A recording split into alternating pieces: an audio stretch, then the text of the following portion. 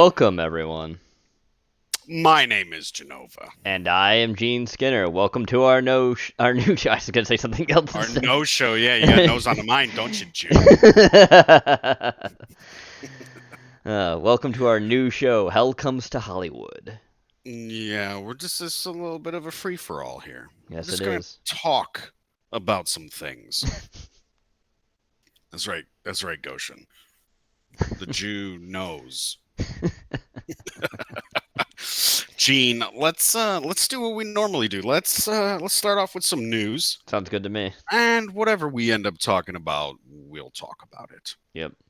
So today, the James Bond trailer was released. The new, like, it's a new one. I think a teaser trailer came Yeah. out recently. Yeah. Now we've got a new Bond trailer. Gene, have you seen it? Yes, I have.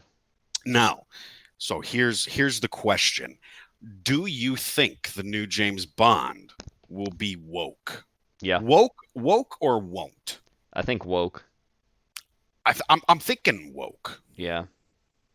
It looks pretty. She tells the Black James Bond, whatever her name is. She tells James Bond to stay in his lane. Yeah, stay in his lane, all the other shit. Yeah. I think it's really a test for audiences to see if they really want a black female James Bond, which nobody asked for, but they want to push it really badly. Well, it's a Jane Bond for the Me Too era. Of Right? course. We need that I apparently. guess. Um, don't fuck with James Bond. Oh well, they're gonna fuck with it. Sorry, Dakota. Everything you love and will ever love will be burned and destroyed. That's life, Now unfortunately. I remember when the first reports came out Mhm. about this new woman who takes over the 007 moniker. Mhm.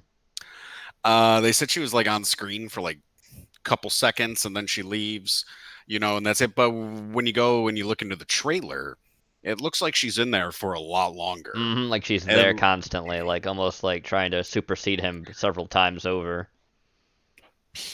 I imagine there'll be a scene where she saves Bond. Probably. And he's like, Uh, I think I see how this movie already ends, right? He passes the torch on to her, he dies, and she's like, I'll carry on your noble work, white man, or some shit like that. I don't know. yeah, I think she says in the trailer she's the one that works. Yep. She it reminds me of the Batwoman shit. You know I'm what a I mean? woman. Yeah, it will be when it's made for a woman. Yeah. That kind of bullshit. Um, I personally I see the new movie bombing. Mhm. Now if that's not enough for you, the writer, Phoebe Weller Bridge, I think her name is. Of course. She's a feminist writer. And remember, Daniel Craig invited us all to shut the fuck up about her gender. Of course. Uh, it's not that she's a woman, because women have written some and directed some good movies. Can you name Uh, any off the top of your head? Zero Dark 30 Okay.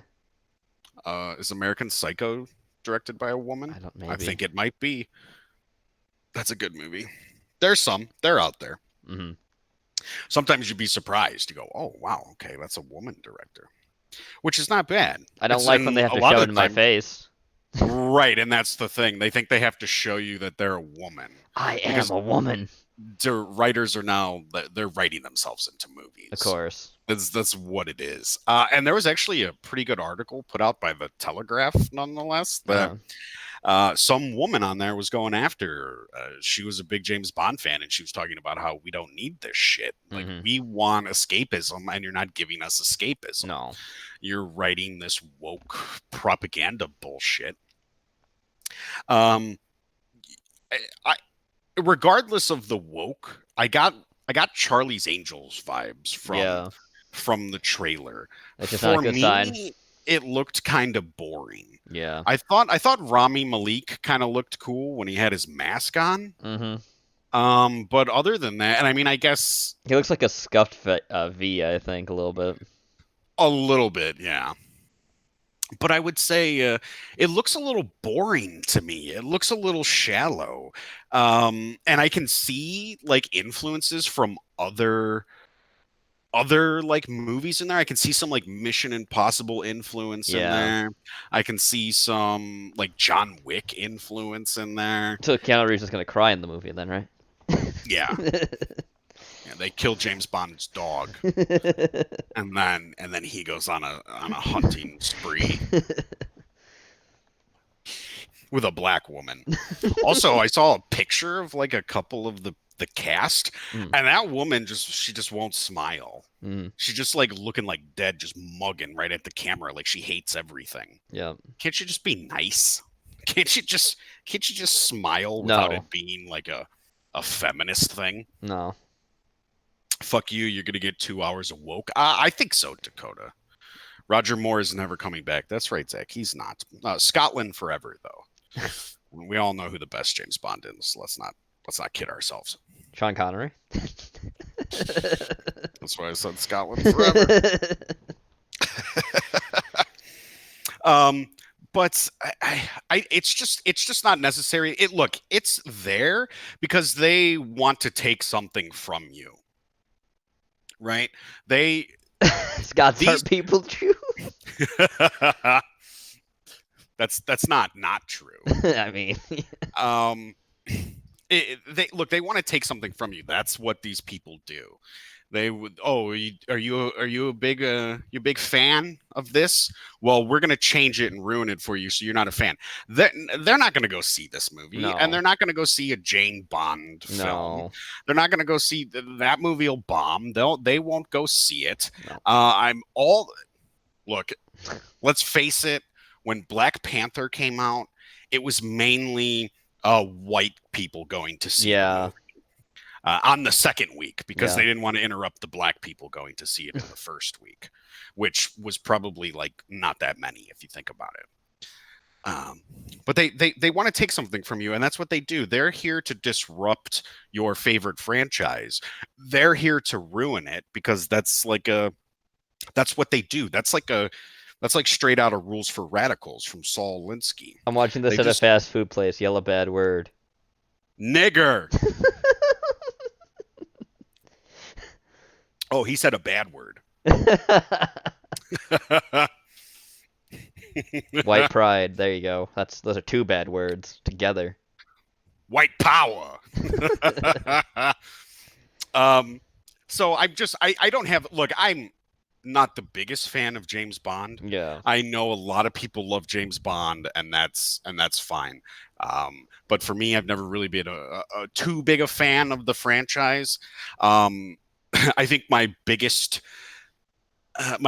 inspiration or the biggest thing I remember about James Bond is GoldenEye for the 64. Hmm. That game was awesome. It's like the first like multiplayer fucking deathmatch game I ever played. I think Hmm. GoldenEye was fantastic. Uh, and I'm The kind of only thing that's not good about GoldenEye is the fucking N64 controller. yeah. Well, the 64 controller is retarded. Yes. Um, I taught you I nothing, Gene. Laughs and disappointment. he don't listen. He don't listen, Zach. No, what? Did you say something? Exactly. Fucking exactly. The ultimate goal is to destroy Western society and rebuild it in the image they want. To do that, you have to destroy everything from the past or completely change it. That's right, Tetsuya. Um, that's what they want to do, and they're doing it in entertainment. They're all through entertainment. They're doing it in your comic books. They're doing it in your movies and your TV and your music, and they're doing it all through your life. They're doing it in the government and the politics. They want to do all these things, and we really just cover it from a Hollywood Yes. perspective. We're focused on, some people are focused on the comic books. Good for them. That's great. We're focused on the movie aspect, the film aspect, the television aspect Yep. of everything like that. And it's really hard not to see it when they want you to see it. They want you to point it out because they think that makes you upset. You think I'm upset because there's a black woman in James No. Bond? I don't give a fuck. When your movie bombs, you'll care. Mm-hmm. I don't see a lot of people seeing it. And also I think Daniel Craig is tired. um Not just like mentally, but he in this new trailer, it didn't really look like he was trying. It just kind of looked like he was going through the motions. I think he's done with James Bond. I think he's been done with James Bond since Spectre came out. Probably, was yeah. that was that the name of that movie, Spectre? 2015, yeah, it's Spectre. Okay. um Most Bond is pretty good, save Dalton and Grace Jones. Okay, is that all right? Zach? There are a couple James Bond films that I don't mind, and I like. James Bond is always known for like their opening song, like the theme song that they have. So I think that stuff is cool, but I think this is also a fan theory that like went wild because remember the fan theory, this started as a fan theory that James Bond, like 007, James Bond is just a moniker used by different people when they take up the mantle of whatever, and that's why you have all these different actors playing James Bond. Yep. But nobody ever says that about Batman. Mm-hmm. When you have different actors playing like Batman or something, like nobody ever's like, well, Batman is just a moniker It was for that Ben people Affleck, take wasn't up. it? Well, Ben Affleck is a fucking. Why is he wearing the Batmobile? He's not wearing the Batmobile. It's his super suit. Craig has pretty much said from the get-go he didn't want to be Bond. He's flat out said he's kept doing it for the money. Oh, well, that's always good. Batman isn't always Bruce Wayne. He's been Dick Grayson before too, and he's been Tim Drake. They've played Batman, but not in the movies. No, not in the movies. No, I'm just saying as in a general. That was thing. for that was what, Battle for the Cowl or whatever. Yeah, that was Battle of the Cowl. When Batman got transported into time. Yep. Just to the past.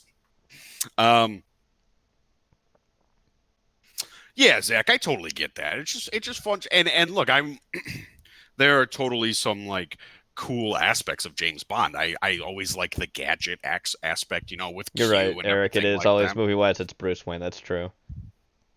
Yes, movie wise, it's always Bruce Wayne. But Bruce Wayne is just a moniker. I'm sure there's some, but it seems like a fan theory gone awry. You know what I mean? Yeah. It seems like, here's a fan theory. We'll take it seriously, even though that's not what it's supposed to be. And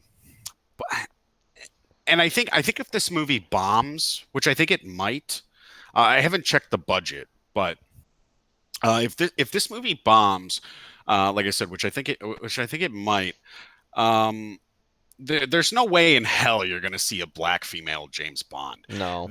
They wouldn't give you Idris Elba as James Bond. Why would they give it to a black woman? And it's only there because of the writer, the person they picked to write, who only gets accolades from her own people in her own speech bubble, in her own fucking echo chamber.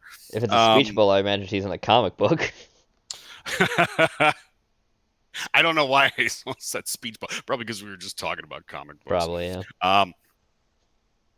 Q is the best part of, but I think so, Eric. I like Q. Get over it, Genova. There's never going to be a WAP Bond. I hope not. I would hope that's an English thing. Let an Englishman be Bond. Oh, look at Sting. George Clooney's the only Batman for me. You see them bat nips. How dare? Are we going to have this conversation again? Well, you can Val Kilmer. I mean, you could always remove this wrench, Genova. No, I would never.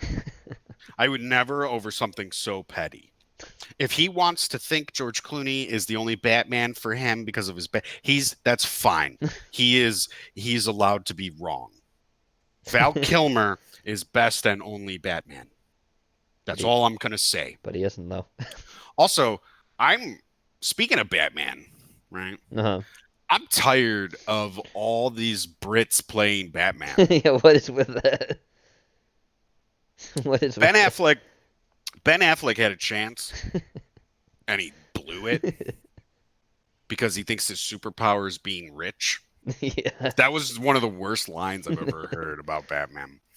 But now you have Robert Pattinson, and Robert Pattinson doesn't think Batman's a superhero. So what is he?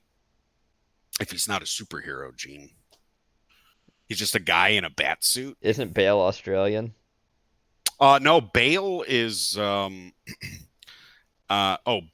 No, Bale is from the UK, I think. Yeah. I thought you meant Bane. No. I mean, they didn't even really give you a good representation of Bane either. Bane is like South Fuck American. you all. Adam West is Batman's this grifter. Fuck you all. Adam West is Batman? I don't know. Well, gee, old that. chum, I don't know. It seems like it's a very strange predicament we found ourselves in. Some days you just can't get rid of of a bomb. Um, Well, Clicker I mean, Robin. we've Grab talked my about belt. this. We've talked about this before. I mean, Christian Bale is the worst part of the Batman movies. Yeah.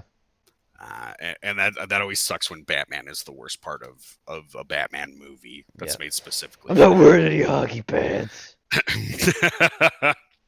But you know what? That also brings me to some other stuff I have, like some little notes I've got here. Um, so like now they're talking about like there's a rumor going around that they're going to make Superman black. Okay. Like like Michael B. Jordan wants to be Black Superman, Okay. and he's actually been in meetings with DC with Warner Brothers There's already a black Superman in recently. the comics. I couldn't just make a movie about that character, I What's guess. his name? Henry Steele. No, Steel is different from. There's another actual black Superman too.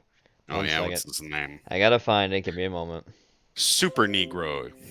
Super theft. Super Black Superman. Grand larceny. Grant Larson. What was this dude's name? Keaton is a good Batman. I always have fun by saying Val Kilmer's. Is it I just literally just really gonna? like what? I really like Batman Forever. That's all I'm gonna say. Okay, let me see. It's one of them new 52 universe deals. Nigger man. Anne Hathaway was shit. Oh my god. I'm not really a fan of Catwoman in general. Her character, I can just do without her. I don't think she's that good, but Anne Hathaway was fucking terrible. Calvin She was Ellis is the so character's fucking bad. name. He is an alternate version of Superman, apparently. Oh yeah? From what dimension? I don't fucking know. An alternate universe where blacks are in charge? I guess. I know there's another black Superman before, and I don't remember what he's called. Are you talking about like when Superman died and all the new super like Krypton the No, Krypton kid and shit? there's another one too, and I don't remember what the fuck is this. What is this? Well, there is a black Green Lantern. His name's John Stewart. He's the Black Lantern. He is well, it's not wrong. What the fuck was this dude's name? I don't remember what it is, but I've seen it before. The Superman theme has been replaced where every note is das right. That's right. Das and right. There's another one though. There's another character that's like Superman that isn't Steel, but he's also black. I don't. Zach, I like John Stewart. I grew up with him because he's in the Justice League, and I grew up with the Justice League show. What was this dude? He's not. Oh, it's this guy. Miles Morales is the only black superhero I like. Where's Spider Man though? What is this dude's name? I asked the people from in the Bond trailer where's Spider Man though, but nobody's responded to me. What is this fucking dude's? I see the character and I don't remember his name. There's a Black Pete. Muslim Green Lantern now. Yeah, there is. That was actually written by none other than Ethan Van Sciver, I think. Is it? I believe so. Grifter, I was just saying that Hal Jordan is the only real Black Lantern or Green Lantern. I did it again. He's the only real Green Lantern. Let's face it. Who is this dude? I'm not seeing like. It's Michael B. Jordan. No, it's not. It's this. I'll post the actual image in fucking Discord. I don't remember this character's name. He's in the comics like way earlier than the Black Superman has been for a while. I just don't remember what this fucking dude's name is. He always constructs suicide bombers with his green ring. I mean, yeah. So here's this character, chat. All right, gotta get Control V. There we go. Oh my god, just do it already, Gene. I did. It's there. I don't remember He what. doesn't even. I know he Doesn't even doesn't. look I like know. Superman. I know he Doesn't doesn't. have red with blue with green? I know. It's fucking terrible. Why is everything so shit? Everything is just fucking awful. Everything is awful. Do do do do do do. Hal's been all kinds of lanterns, Grifter. Especially if you go with like Blackest Day or Blackest Night, Brightest Day. Mm-hmm. But Hal I would think Jordan, that Mr. Rings himself. I know there's a lot of like they're really starting to build up this Matt Reeves Batman movie, Uh-huh. but I think they're making a lot of mistakes with the casting. Oh, probably. I was willing to give Robert Pattinson a chance because Mm. he's kind of evolved as an actor. He went from like Harry Potter and Twilight. Now he's like kind of like a serious actor. But I just don't. I don't know. I still have my doubts. I have my Zach doubts is saying about. Nicolas Cage Superman now. Oh, well, there is that. What isn't there a picture of him dressed up as Superman? I think, yeah. Because he was trying to pitch himself as Superman. I think so, yeah. Or himself dressed up as Batman. Can you Gen imagine? X. Gen X is not going to fix a damn thing, Dakota. Sinestro, I like the Yellow Lanterns. Jeff Goldblum is the Blue Beetle. Oh boy.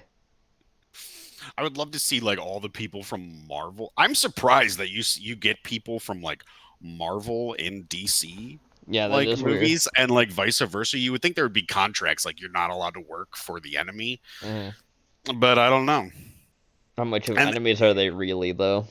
this thing as like Michael B. Jordan, he played the Human Torch, right, in Hmm. Fantastic Four, but then he was Killmonger in Black Panther. I aren't there like struggling black actors out there who could use a role? I Like, guess not. why are we using the same actors over and over to play like different superheroes? I don't know. Beats me, man. Are you guys ready for Keanu Reeves, Doctor Doom? Because that's the rumor. The rumor is Keanu Reeves is going to be Doctor Doom, and I think we talked about this last time. But Doctor Doom is going to appear. He's going to be the bad guy in Black Panther 2. Which is dumb. Yeah, he'll be colonizing Africa for the white man, and then he'll find Wakanda, But he's but not. won't even know about But vibranium. he's not white. He's Latverian. Latverians aren't white people. They're Roman gypsies. Yeah, and gypsies aren't people. That's why Hitler killed them. Gypsies are on the same levels as cripples and homosexuals.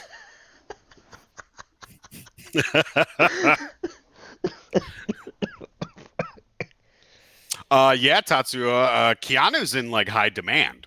He's doing Cyberpunk. I know there's that new Bill and Ted. Is that what it's called? Yeah, Bill and Bill and Ted Ted movie 3. that's coming out. I know Zach's super excited for Bill and Ted. I'm sure there's a John Wick 4. There's doing something with the Matrix, and I think Keanu Reeves is going to be in it. There's a shit ton of Keanu Reeves is in high demand. Mm-hmm. Crippled homosexuals. That's basically a gypsy, Eric. Yeah. Doctor Doom gets blacked. Führer is auto blocked? What the fuck?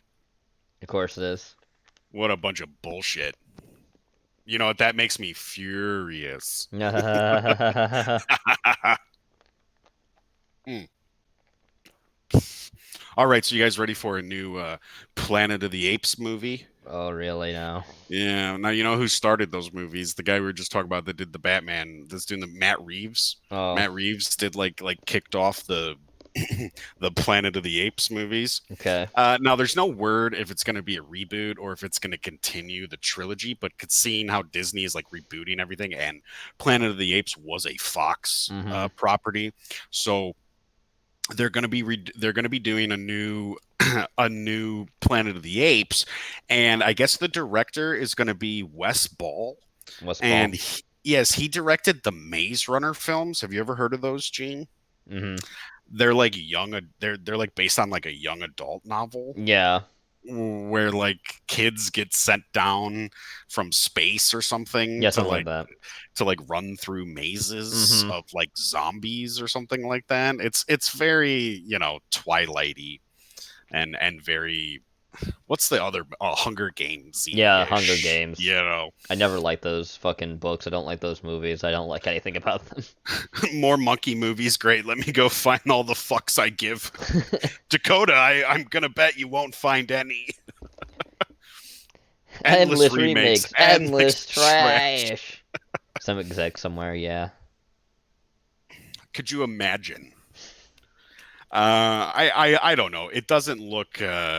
I saw the Planet of the Apes movies. I saw all three of them, and I didn't really care about them. They were kind of bleak, you know. Mm-hmm. The first one's okay, I guess, a little bit.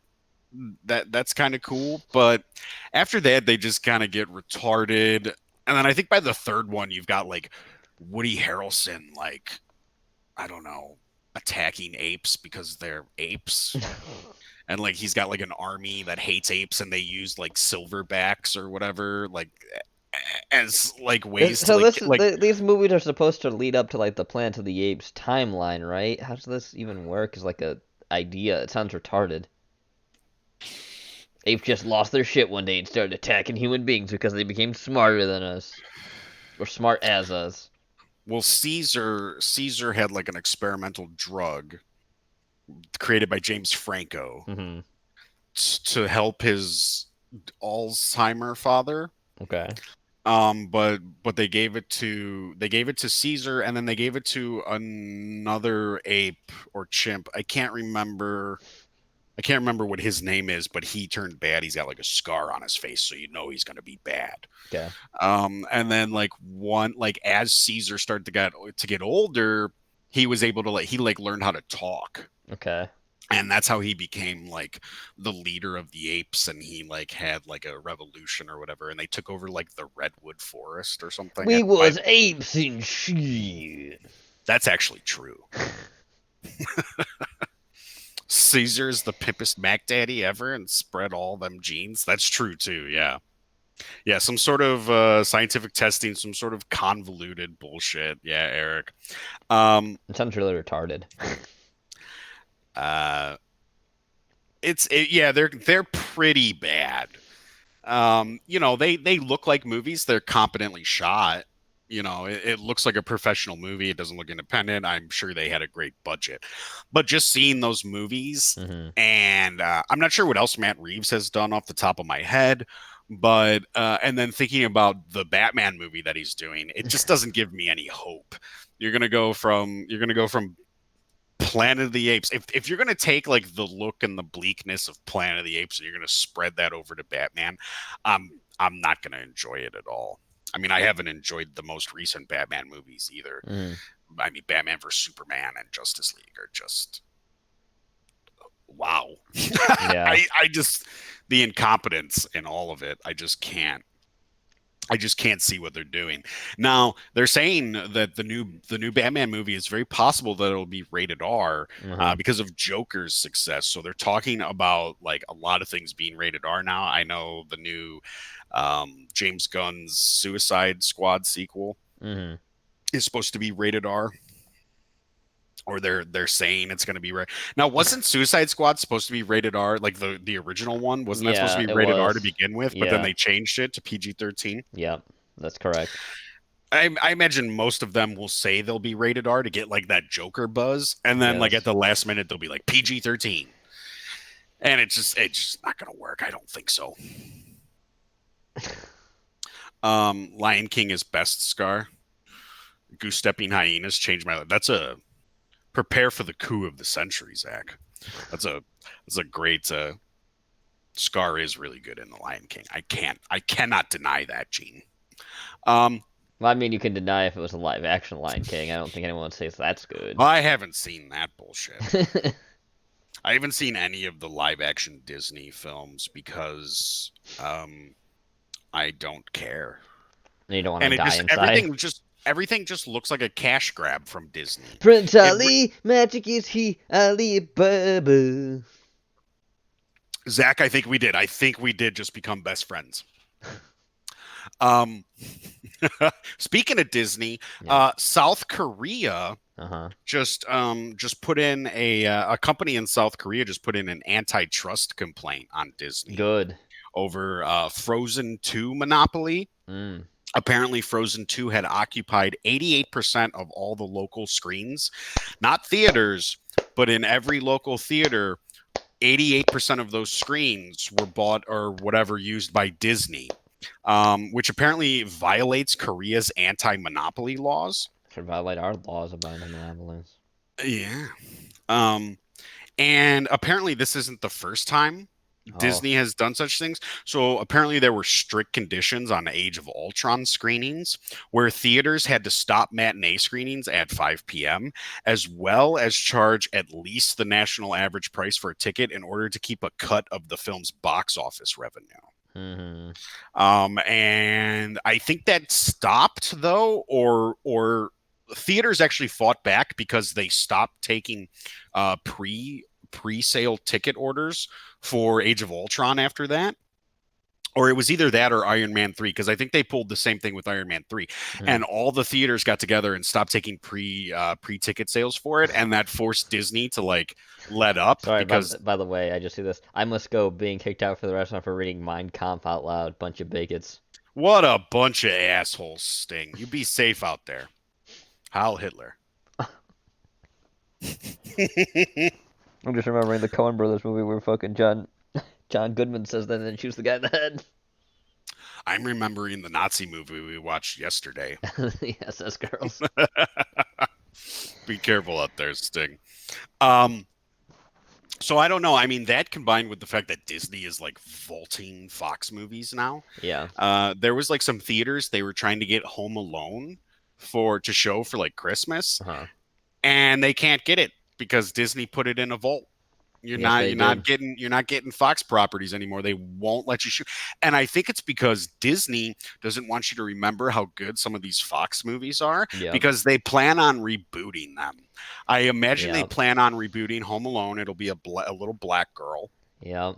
I imagine Home Alone in a white suppressive neighborhood. they're going to reboot Predator. They've Yep. already talked about rebooting Alien, Yep. which let's face it,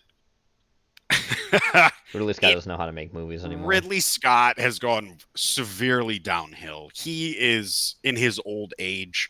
Um, as much as I enjoy watching Prometheus and Covenant, even Mm. though they're shit movies, I Yeah. still sort of enjoy them for some of the lore, mainly because I'm a Michael Fassbender fan. Hmm. I like Michael Fassbender, but those movies are trash. And But watching Jova, didn't you ever wonder what the jockey ever was when you saw Alien for the first time and just not think, oh, it's a fucking alien? I didn't give a fuck. It was, you know why it's cool? Because it's mysterious. That's why, because we don't know, and nothing is better than what your imagination can make Exactly. up in its fucking head, in your own fucking head. Yep. And they ruined it. First of all, they ruined it because the jockey isn't even as big anymore Hmm. as it was in the original one. I mean, when they go over, they put kids in spacesuits Yep. so that everything looked bigger for that scene. Yep. Those are children you Yeah. see walking around, and the jockey looks massive. He looks massive, and now they're like 9 feet tall. Oh, okay, okay, sure. That thing's at least 20, 30 feet long. There's no way. And now they're just basically the Prometheans or whatever are just they're skinheads. They're just white people. And I don't think Ridley Scott knows where he's going with the lore anyway. No, he does not. Hey, Genova Xenomorph Queen is now a Disney princess. That's true, Hawk. Yep, Yep. yep. It's a Disney princess, yeah, best Disney princess. That's right, John. The story is instead of leaving the kid behind, it's daddy. Yep. Dad goes out for a pack of cigarettes and never comes home. Yep. I'm sick of the aliens movie. Giant white dudes who build things. So basically, our own history, Eric. What the fuck? I love engineers now. Yeah, that's the thing. Like, the thing is, Ridley Scott can't edit himself, No. and he thinks he's this artist, so like everything flows out, and he thinks everything is important to the story, but Hmm. he can't form a coherent story. No. And not only that, he caved to like pressure because after Prometheus came out, people hated it. Yep. So he changed it for Alien Covenant, and then people hated that more than they hated Prometheus, Yep. and now he's stuck. And I don't really give a shit anymore. No. Okay, Nobody wants so to hear what Ridley Scott has to say anyways. He's a fucking old, upset man. engineers created humans. Humans created and which also created like xenomorphs. Mm-hmm. Not necessarily xenomorphs that we know today, The but they create Dagon thing, yeah. the goo or whatever that it Yeah. is. Then humans created AI. Then that AI went out, found the goo, and turned them into xenomorphs to create the perfect thing. Just because he doesn't like organic beings or some shit like that. Uh-huh. It doesn't make any No. fucking sense. No, it doesn't. And I just can't handle it. For also, like Charlize Theron is in Prometheus, and I just don't like her. Don't forget that Jesse Smollett's in Covenant. Jesse Smollett is in Covenant. He has the best death in Covenant though, Yeah. and I'm surprised he makes it that far. When I was last watching Covenant, I was like, "Is that fucking fake hate crime motherfucker? Yeah. Where's your bleach and noose, you motherfucker?" And then he's in the shower, and some fucking xenomorph puts its like second mouth right through his fucking head. It's fucking cool. I like it, but I think Danny McBride is probably the best part of that movie Mm-hmm. because I was actually surprised at how good Danny McBride did outside of a comedy role. Yeah. And that movie does have Country Roads in it. Yeah, it It's got does. John Denver in it, and like Danny McBride like figures it out. He goes, "Wait, that's Country Road." They're like, "You're joking." He goes, "I don't joke about John Denver. I never joke. I never joke about John Denver." Yeah, yeah, just Juicy Smollett. Give James Cameron Alien again? Well, he's too busy working on Avatar 12 or Yeah. whatever the fuck he's doing. Oh, apparently Avatar 2 finally. Um, 2021. yeah, apparently Avatar 2 finally commenced shooting. I'm sure James Cameron will be now. He's moving on to Avatar 3, 4, and 5. I think there are definitely going to be 5 of them. Oh. And I just don't know You'll what to see the fifth do. one when you're like 80. Don't worry. Yeah, James Cameron will be long dead before the Avatar franchise finishes up. It's just not something that's going to happen. No. And I don't know. Are you guys chat? Do you guys like Avatar? I wasn't a fan of it. Gene, do you like No, I Avatar? do not like Avatar. I You know what I liked Avatar? It's called Pocahontas. I've seen the movie before. yeah, that's the thing. Like I was like, okay, this is just cowboys and Indians, but the cowboys are the bad guys. Even though, like, I mean, like, okay, so like the blue people, the blue cat people are like they're really nice, even though they're kind of not, because but they fuck with their braids and they have a tree that they connect to, Hmm. and then they don't like us because we're there to get their unobtainium. That's the stupidest name ever. It's a real scientific term, but I it's know. stupid. It's stupid, yeah. It's kind of lazy. Yeah. I hate Avatar preachy lecturing, but the big glowing tree. I like Kevin Costner's Avatar better. The mechs were a neat design. Yeah, yeah, Hawk. I'll go with that. I like the. I'll tell you, I like the military gear and the tech and shit like that they had. I Mm. thought like the Avatar program was the weakest part of all that scientific shit. Hmm. Like the a lot of the shit reminded me of like Halo, some of the shit that they fly, some of the vehicles that they have and shit like that. I thought a lot of that shit was cool, Hmm. but most of it I just thought was fucking stupid, and it looks kind of cartoony. Yeah. Now Rabbit was telling me, well, you got to see it in an IMAX theater and you got to see the 3D, and I'm like, I don't give a fuck about 3D. 3D don't make it better. Ooh, look, this plant is right. Get the fuck out of here. Pollute, pollute the whole fucking planet. Remember people were killing themselves Yeah. when they found out the Avatar planet wasn't Pandora. Is that what it's called? Yeah, it's Pandora. Pandora wasn't real, so people were Yeah. killing Yeah, I know themselves. what the fuck. I think it was a lot of Chinese people that thought Pandora was real. They were killing. Look, if you're watching any movie, even if it's based on history, and you think that shit is real, you are fucking. Retarded. I mean, to the point where you believe it so much that you're going to kill yourself because Pandora is not real. Yeah. Like, come on. Yeah, there are people who killed themselves There are a couple cases of people who killed themselves um, when they found out Pandora wasn't real. I think it's called. Um, I think it's called like it was called like Avatar Distress Disorder or something like that. Something like that, yeah. Now don't quote me on that. I'm not necessarily sure that all those facts are lined up in the right way, but I remember a couple cases of that happening where people were offing themselves. Yeah. And I know China has some mountains that they call the Avatar Mountains now or whatever Yeah. because they kind of look like those floating mountains a little bit. Yeah. Pandora's Gate cult. It's called retarded. Yeah, Yeah. the absolute state of humanity. Uh, yeah, I'm almost positive, like 100% positive, that there are some cases of that happening.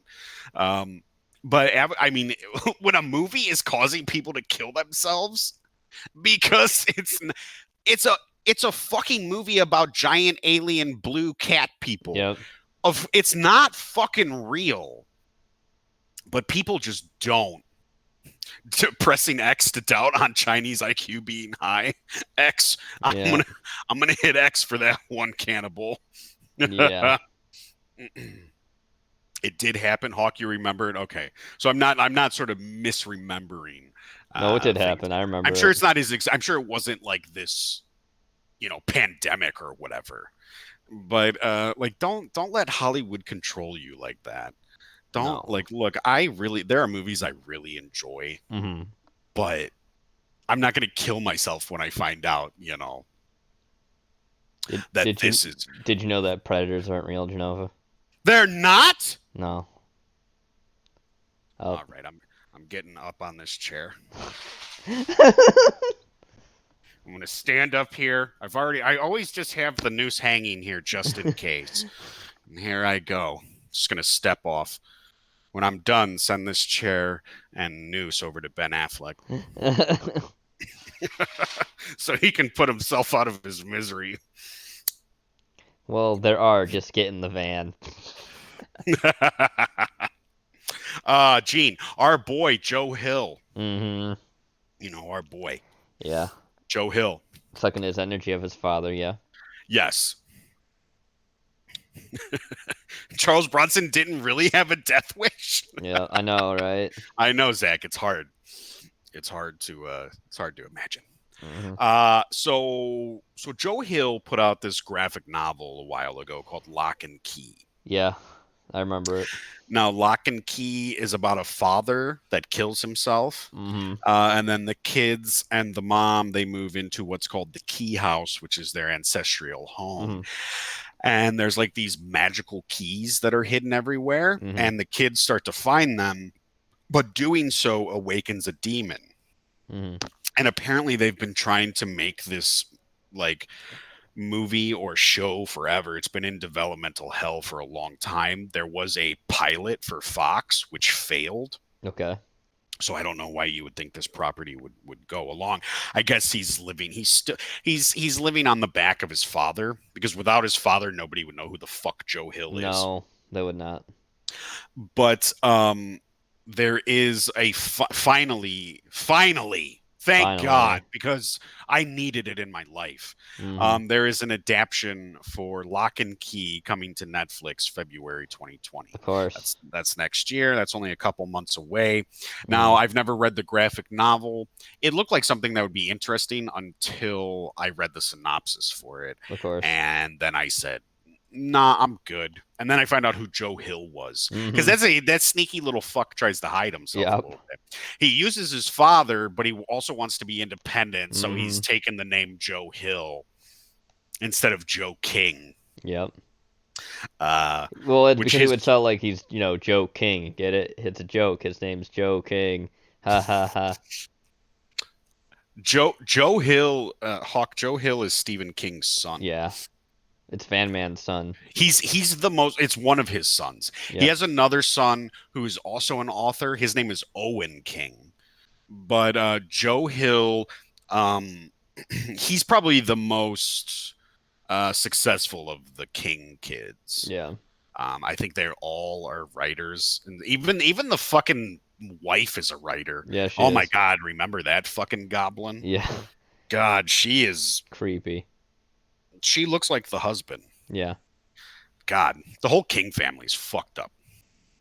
yeah. Uh, you don't know who Joe Hill is? I don't know him too. Hit him with a van.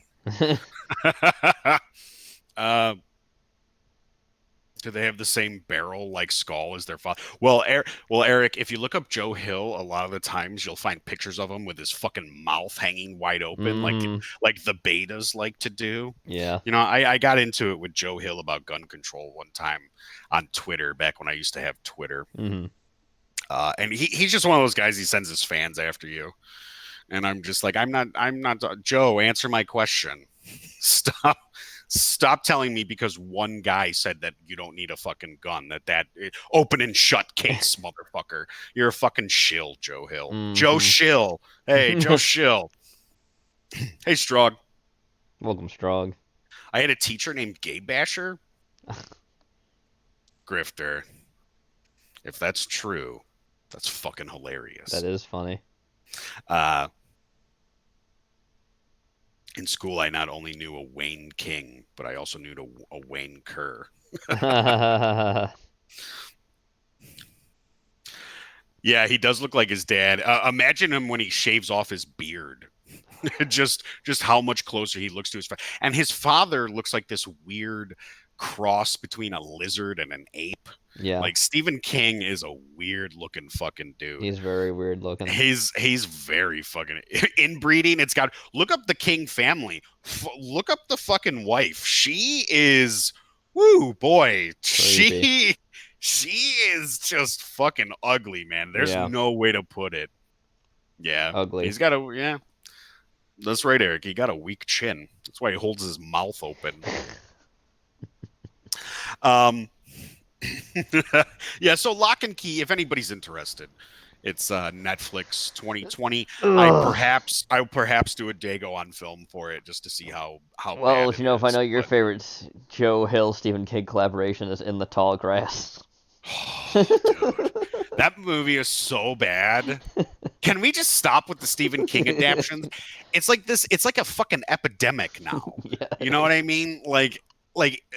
It chapter one did well. Hmm. So everybody said Stephen King is back. We're doing all these. But before that, you had a Carrie remake, and that movie was fucking terrible. Yes, it was. Gerald's Game is fucking awful. Doctor Sleep is a bomb. Yeah, In the Tall Oh, Grass. that's right. We don't care about bombs anymore. Yeah, apparently. Who cares if things bomb? These movies were great and they were bombs. So, Shut up, Brian Collins. so. Fucking hack. I don't care about bombs anymore because I can't. I just don't want to talk about. They're just all the constant bomb. And I'm tired of people saying Knives Out is a fucking success. Yeah. It hasn't even doubled its budget. It's not doing well at all. No. Okay, it's not doing well. It hasn't even gone past. It's fucking retarded. Stupid. People are fucking dumb. And I mean, Stephen King gets all his shit from H.P. Lovecraft anyway. Yes, he does. But you know, fucking like I was in the tall grass is just so bad. It's stupid, and there's more, dude. There are so many King adaptions coming, and I remember King had like bought back all his like the rights to all his shit so he could resell it, and this Yeah. is the reselling now. And King is basically stuck. Except for a couple things here and there, King is basically stuck on Netflix. He's stuck Hmm. on streaming services, and I'm not going to sit here and say like Netflix is just a fine substitute for having your movie put in theaters. Chapter two of It was a bomb. Yes, That it movie was was. fucking. That movie was bad. Uh, was it? And maybe that's because the first one was actually really good, and I do enjoy the first one, and I will give that its Yep. props. But this the second movie is just was not Bad. good at all. Bad. Yeah, it's like they forgot what they were doing. There's a Stephen King cameo in there where he tries to have like some self-awareness about how bad his endings are for books, and that's what people complain about. That's what you complain about. We complain about you, Stephen King, because you're a loser. Yeah, not some okay. If you take away okay, like he's a hack writer or he's Mm. overrated at the very. I'm not Mm. saying he doesn't have any good stuff. Yep. There are some good things out there, but if you take all that away and you look at him as a person, he's a cunt. Yeah. He's a piece of shit. Yes, he is. He says things about like liberal, like I remember some Republican got hit by a car and Hmm. he was like happy about it, and people Yeah, he started was. bringing up the fact that he got hit by a van and shit like that, which I mean we laugh at. Yeah, it's funny because he's a fag. He deserves it. Yeah, he did deserve When it. you talk like that, when you talk your tough fucking shit like they do over there in liberal land, Yep. Twitter, when you talk like that on Twitter, don't be surprised when people start talking that shit to you. Yeah. And I'm a very much a proponent of fighting fire with fire. Hmm. Go at them. Don't you ain't gonna debate these people. Just mock the fuck out of them. Like Mark Ruffalo. Where you at, Mark Ruffalo? Where you at? Come on the show, Mark Ruffalo, You so we won't. can mock you, Mock Ruffalo. He has two daughters and one looks like a boy. It too failed. Well, I don't think it necessarily failed. I don't think it did as well as the original Dakota. I'd have to look at the numbers. I don't know off the top of my head. I'm sure it made some money because people wanted to see it from the first chapter one. But I know that a lot of people were considering it one of the biggest disappointments of the year when it Hmm. came out because they were expecting something like the You're first a it, and they bully. just You're a didn't get it. bully. You're a bully. We'll yell at the clown monster and make it go away by calling it a Mm. bully. They did, Dakota. They did. They made that a show. I think that's got James Franco is the main character in 11/22/63. Hmm. I watched that show for like 3 or 4 episodes, and then I just got fucking bored Yeah. with it. And I just never finished it. James Franco is okay sometimes, but for the most part, I too much James Franco. I remember when I thought Pineapple Express was funny, I thought James Franco was funny, Hmm. but just not really a fan of James Franco anymore. The book was great. Did you enjoy the book? Well, like I said, that's all that fucking matters. If you enjoy something, that's all you need. You don't need a reason why you enjoy it, and you don't need a reason why you hate anything. You just don't like it. That's fine. Or I like it. Okay, good. That's great. And that's all that fucking matters because you're the only one who has to fucking deal with it. Dude, weed. Snickle Fritz. Yeah. This guy gets the Snickle Fritz. Gene, you won't know because you've never had a drug dealer. No. uh, remember that movie? Spring Breakers. Andrea, I think it's called Spring Breakers. Yeah. And they got sued. They got sued by fuck, what's his name? Um Two stepping in my Jordans. I done come down two stepping in my Jordan. Riff Rat. Is that his name? I think so. Yeah. Riff Rat. Riff Rat. He sued saying that that was based on him, but I think it was actually based on a different rapper Uh huh. who, because I think James Franco, he plays a guy named Alien. Hmm. Now, I'll tell you what put me off about that movie. Selena Gomez, I think, is in it. Is it Selena Gomez or Yes. is it somebody else? No, no, no, No. no. Okay. Is it? I don't know. Which I don't know movie? if it's off my head. Somebody will. Which movie now? I think Riff Rat tried to sue Andrea. Which movie now? It's called Spring Breakers. Okay. I've never heard of it. They got sued by the guy who Franco played. No, well, I think Riff Rat claimed that that was based on him, Eric, and it is Selena Gomez. Thank you, Eric. Like I said, they got sued by Riff Rat, I think, but it was really based on another guy who's similar to Riff Rat, but not a lot of people know who he is. Okay. Um, Riff is that? I feel like I'm saying his name wrong. It's Riff Rat. Yeah. Is it Riff Rat? I think so. Or it's Riff Riff. Rat just wants to blow up and act like he don't know nobody. It's either it's either Riff Rat or Riff Rat or something. I don't know. He's kind of funny, that dude. Two stepping in his Jordans. Yeah, Spring Breakers is fucking. I've never seen it, so I can't say, but I just didn't want to see it because Selena Gomez. Like, it's supposed to be like three chicks in bikinis hanging out with Alien, the rapper. And I don't find Selena Gomez to have like to be attractive at No. all. And it just seems like a role that's way I think she took that role after she broke up with Justin Bieber. Probably. What's happening with Justin Bieber? Who cares? Jeff Jarrett shows up in Spring Breaker. Does he, Eric? Jeff Jarrett. Good old Jeff Jarrett. That's funny. Does he do remember that walk that Jeff Jarrett used to do after he used to kick somebody's ass? That was fucking awesome. Kinda. Let me see what else kind of news I got, Gene.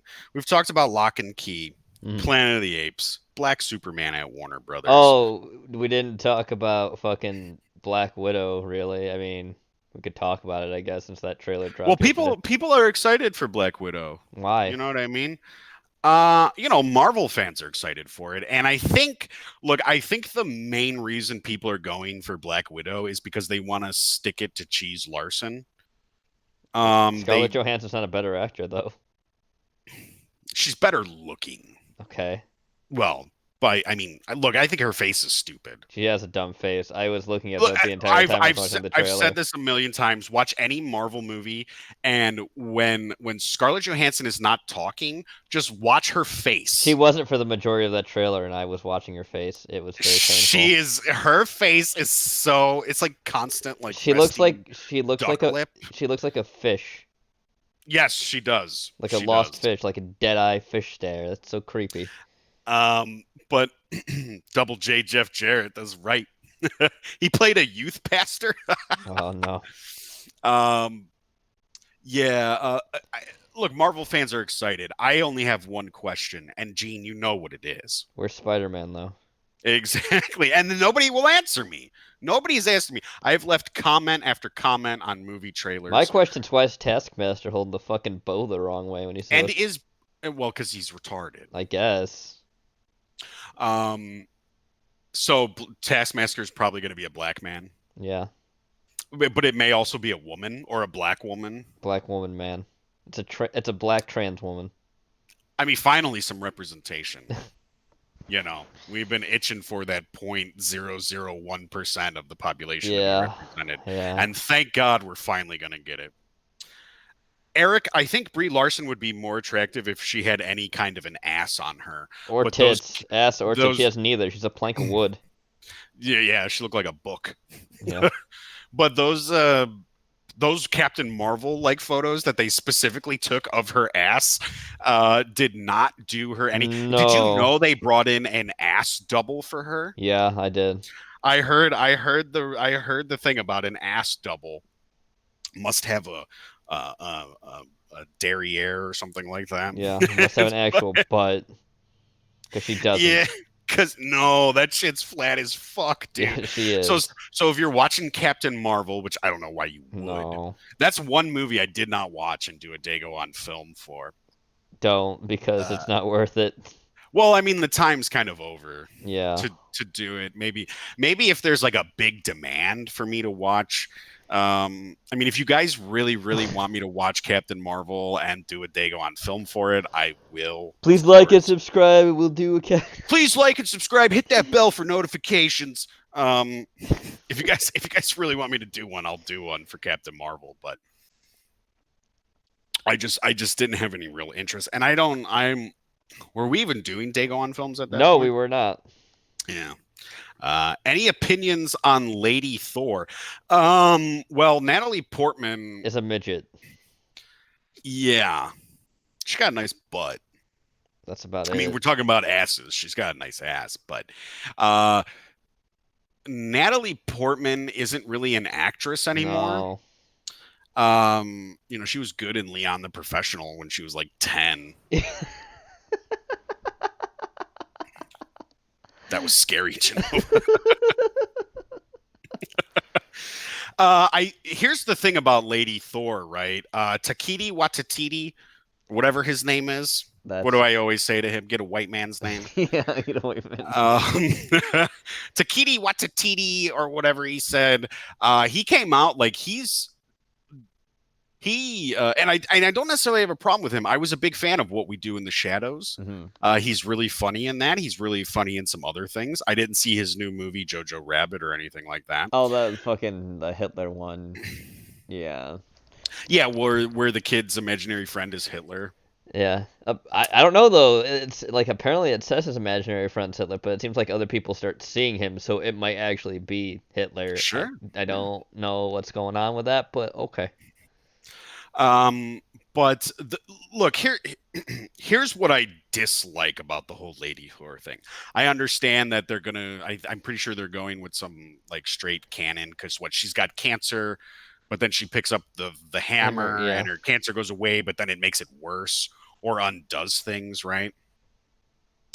Um, my problem is the same problem is my main problem I have with like people like Tim Miller or Elizabeth Banks. And that is when, and Takiti Watiti did this. I don't know his name. I'm just going to call him Takiti Watiti. No, you should call him click Um, click click click click click click click click click click click click click click. There you go. um, Accurate. he come out and like got in somebody's face and was like, I'm gonna ruin your childhood and I'm gonna enjoy it or something like that. And I don't think that's good PR for you. No. Look, I understand not like you and me, Gene, but Yeah. like in general, things like the fandom menace and a lot of the criticism is getting under people, directors, actors. It's getting under their skin. They don't They like it, can't take it, yeah. which is a big reason why they want a lot more censorship. Of course.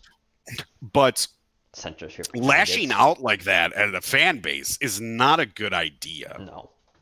Elizabeth Banks is 46, doesn't look a day over 52. Tutsidi white sauce Iki.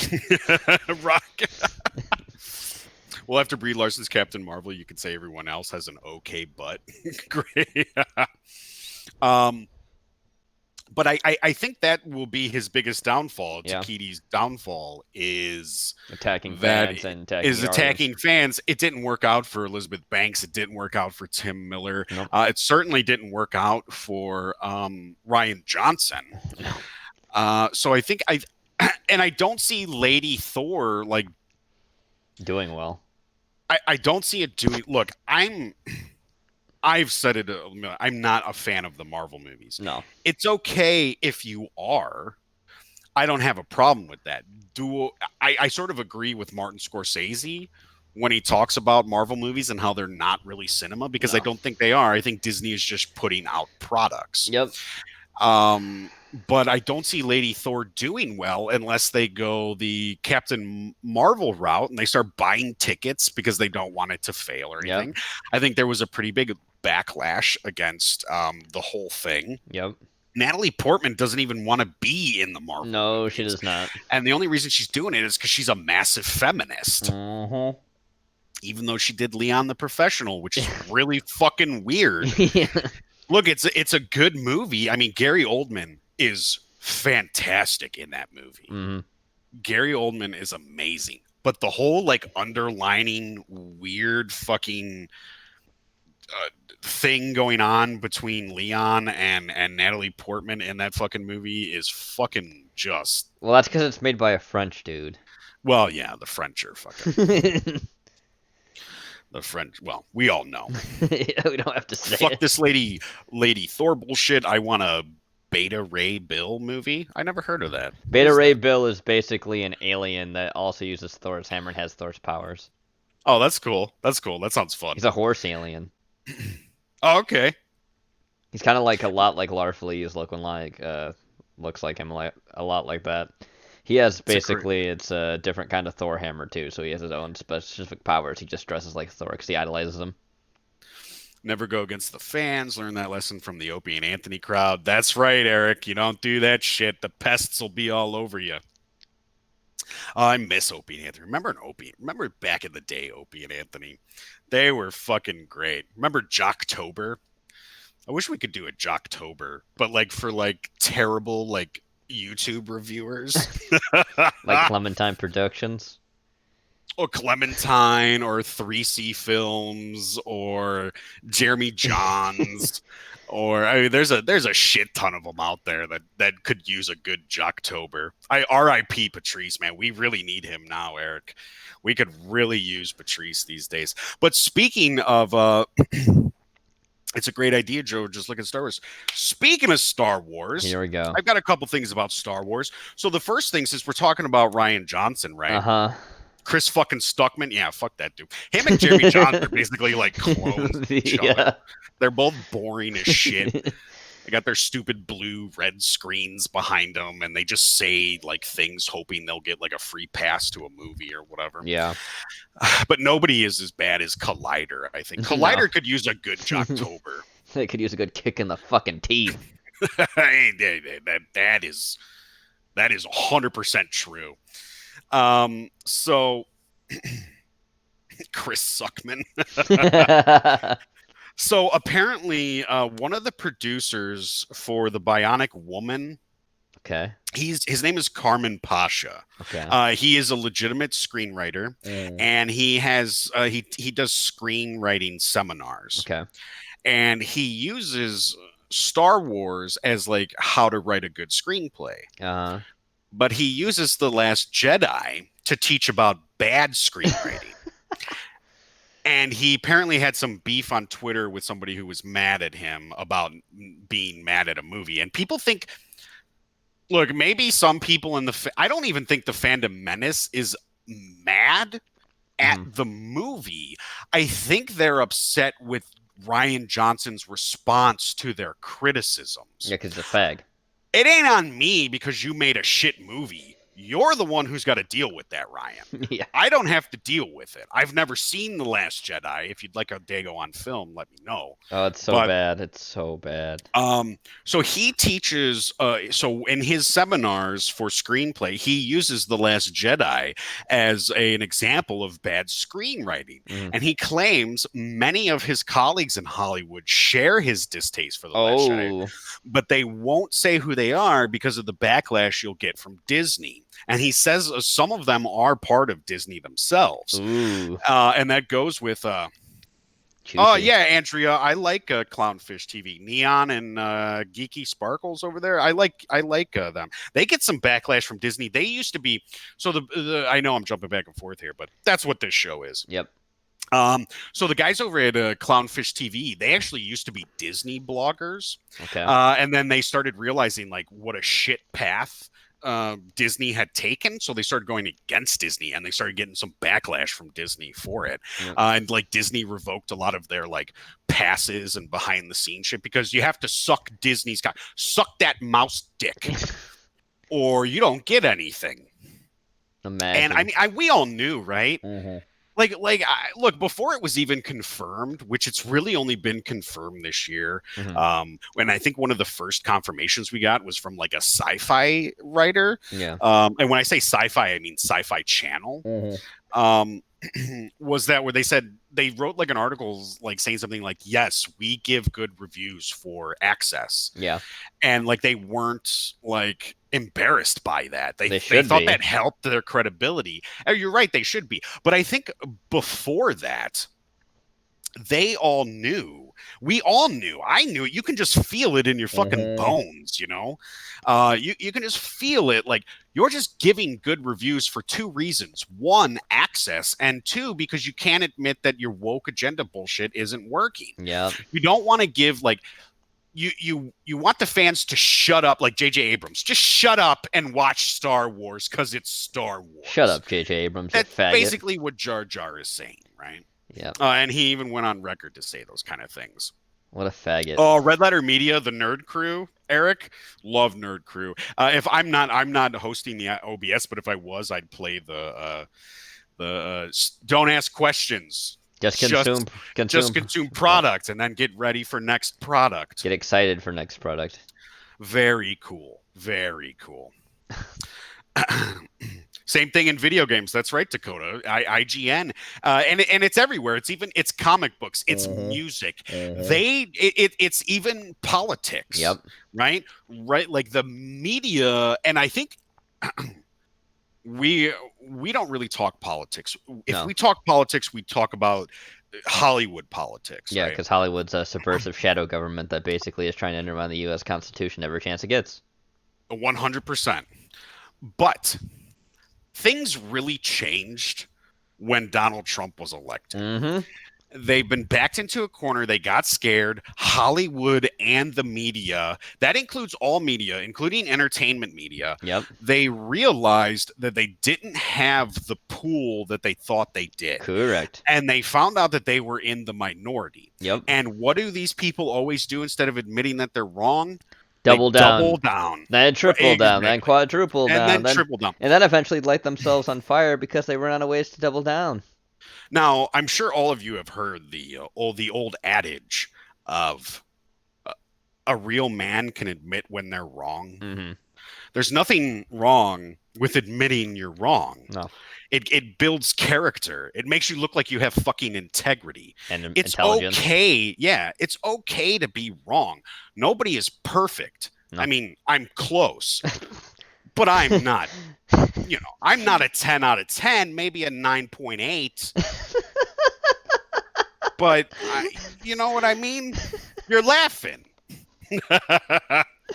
That's a joke. I know. Genova's right. Thank you, Hawk. Genova's right. I'm a 9.8 out of 10. You know if it's right. Because it's a chat lag and you think he's agreeing with you.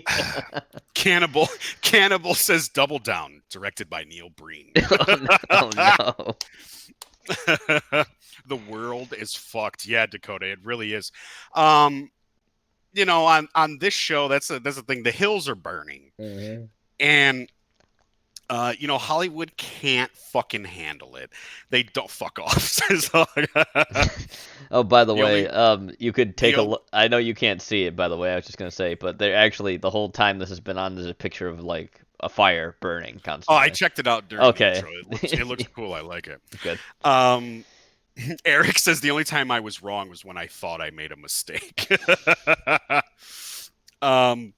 Genova 10 out. Thank you, Goshen. There he is, Lord Goshen, who is a god, by the way. So, and God isn't wrong.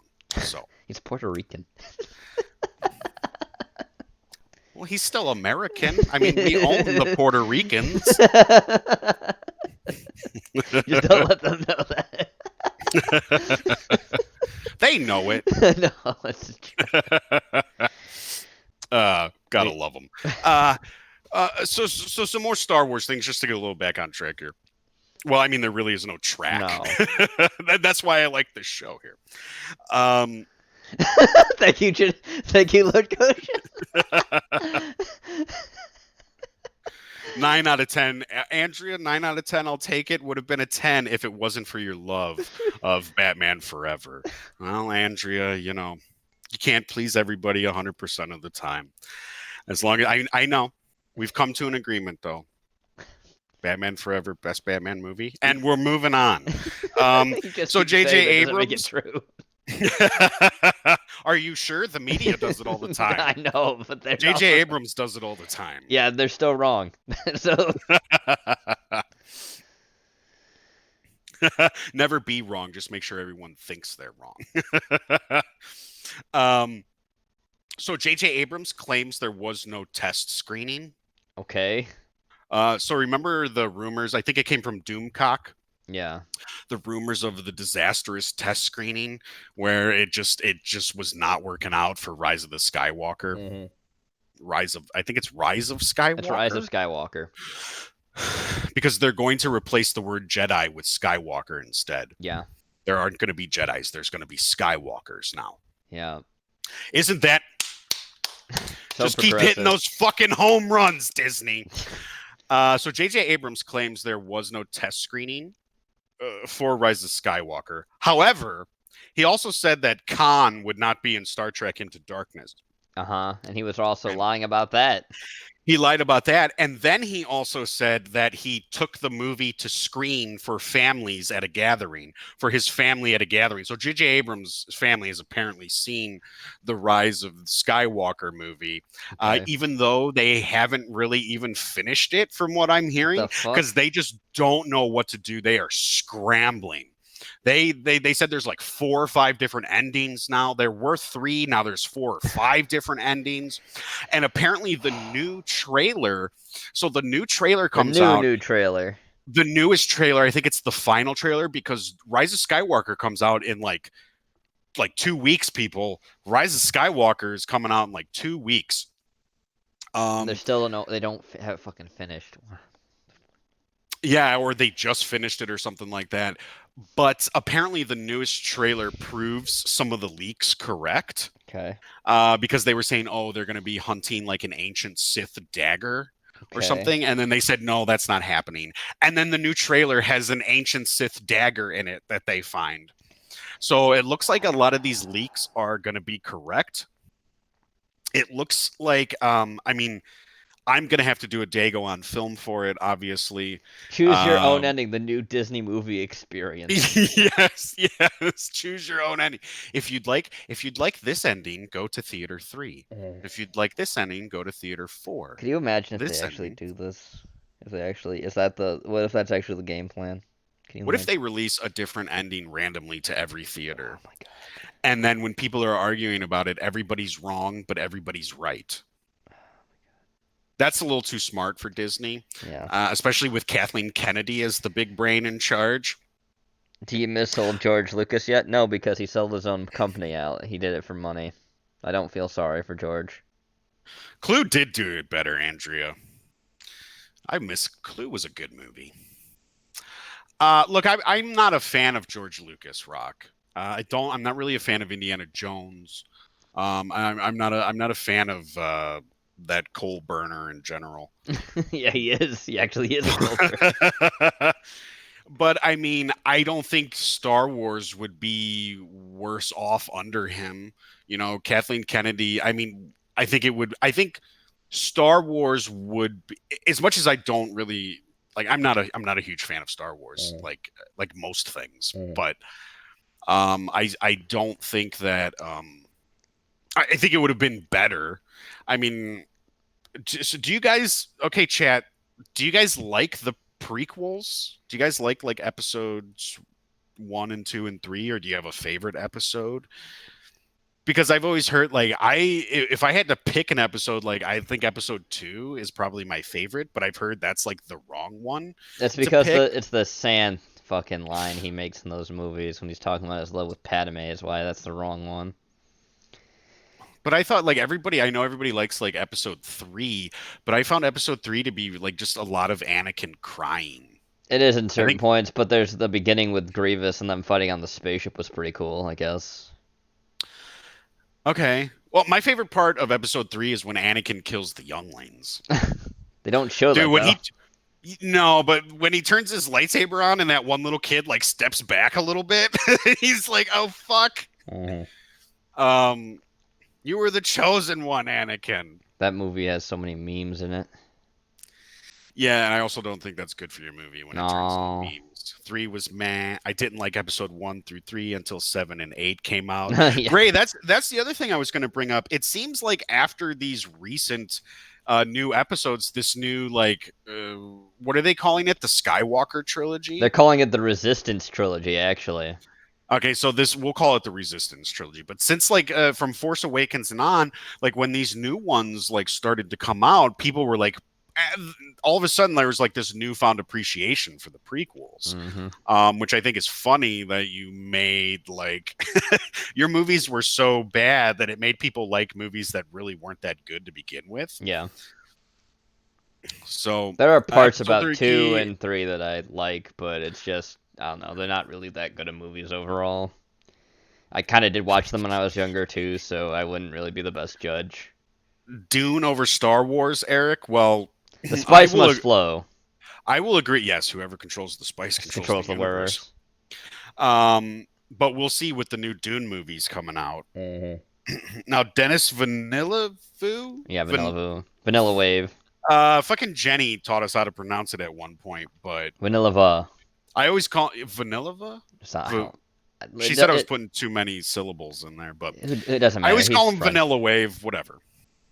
Vanilla He doesn't. Wafer. He did not like working with Ridley Scott. Mm-mm. Um, but I would say that I've said it before. I'm a big fan of Dennis Villeneuve. I like his movies.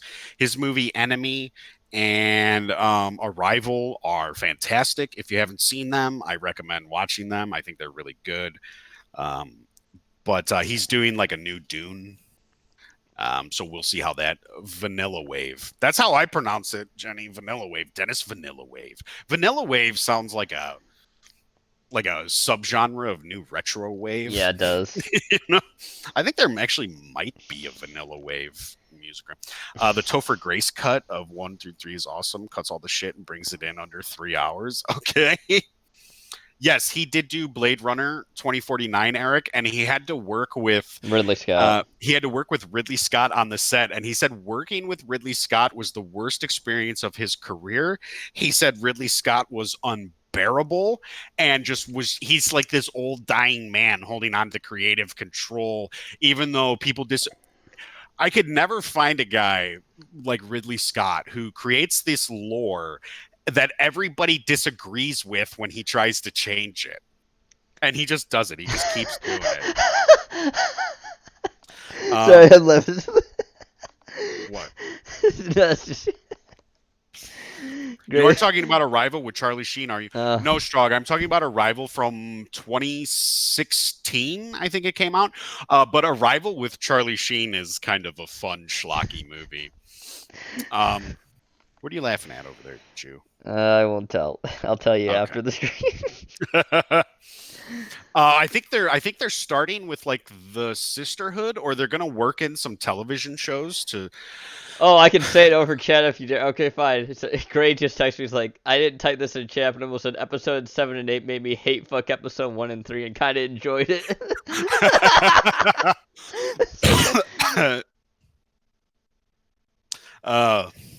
So also, okay, I wasn't sure, Gray. I just never try to like say something someone just says to me in PMs.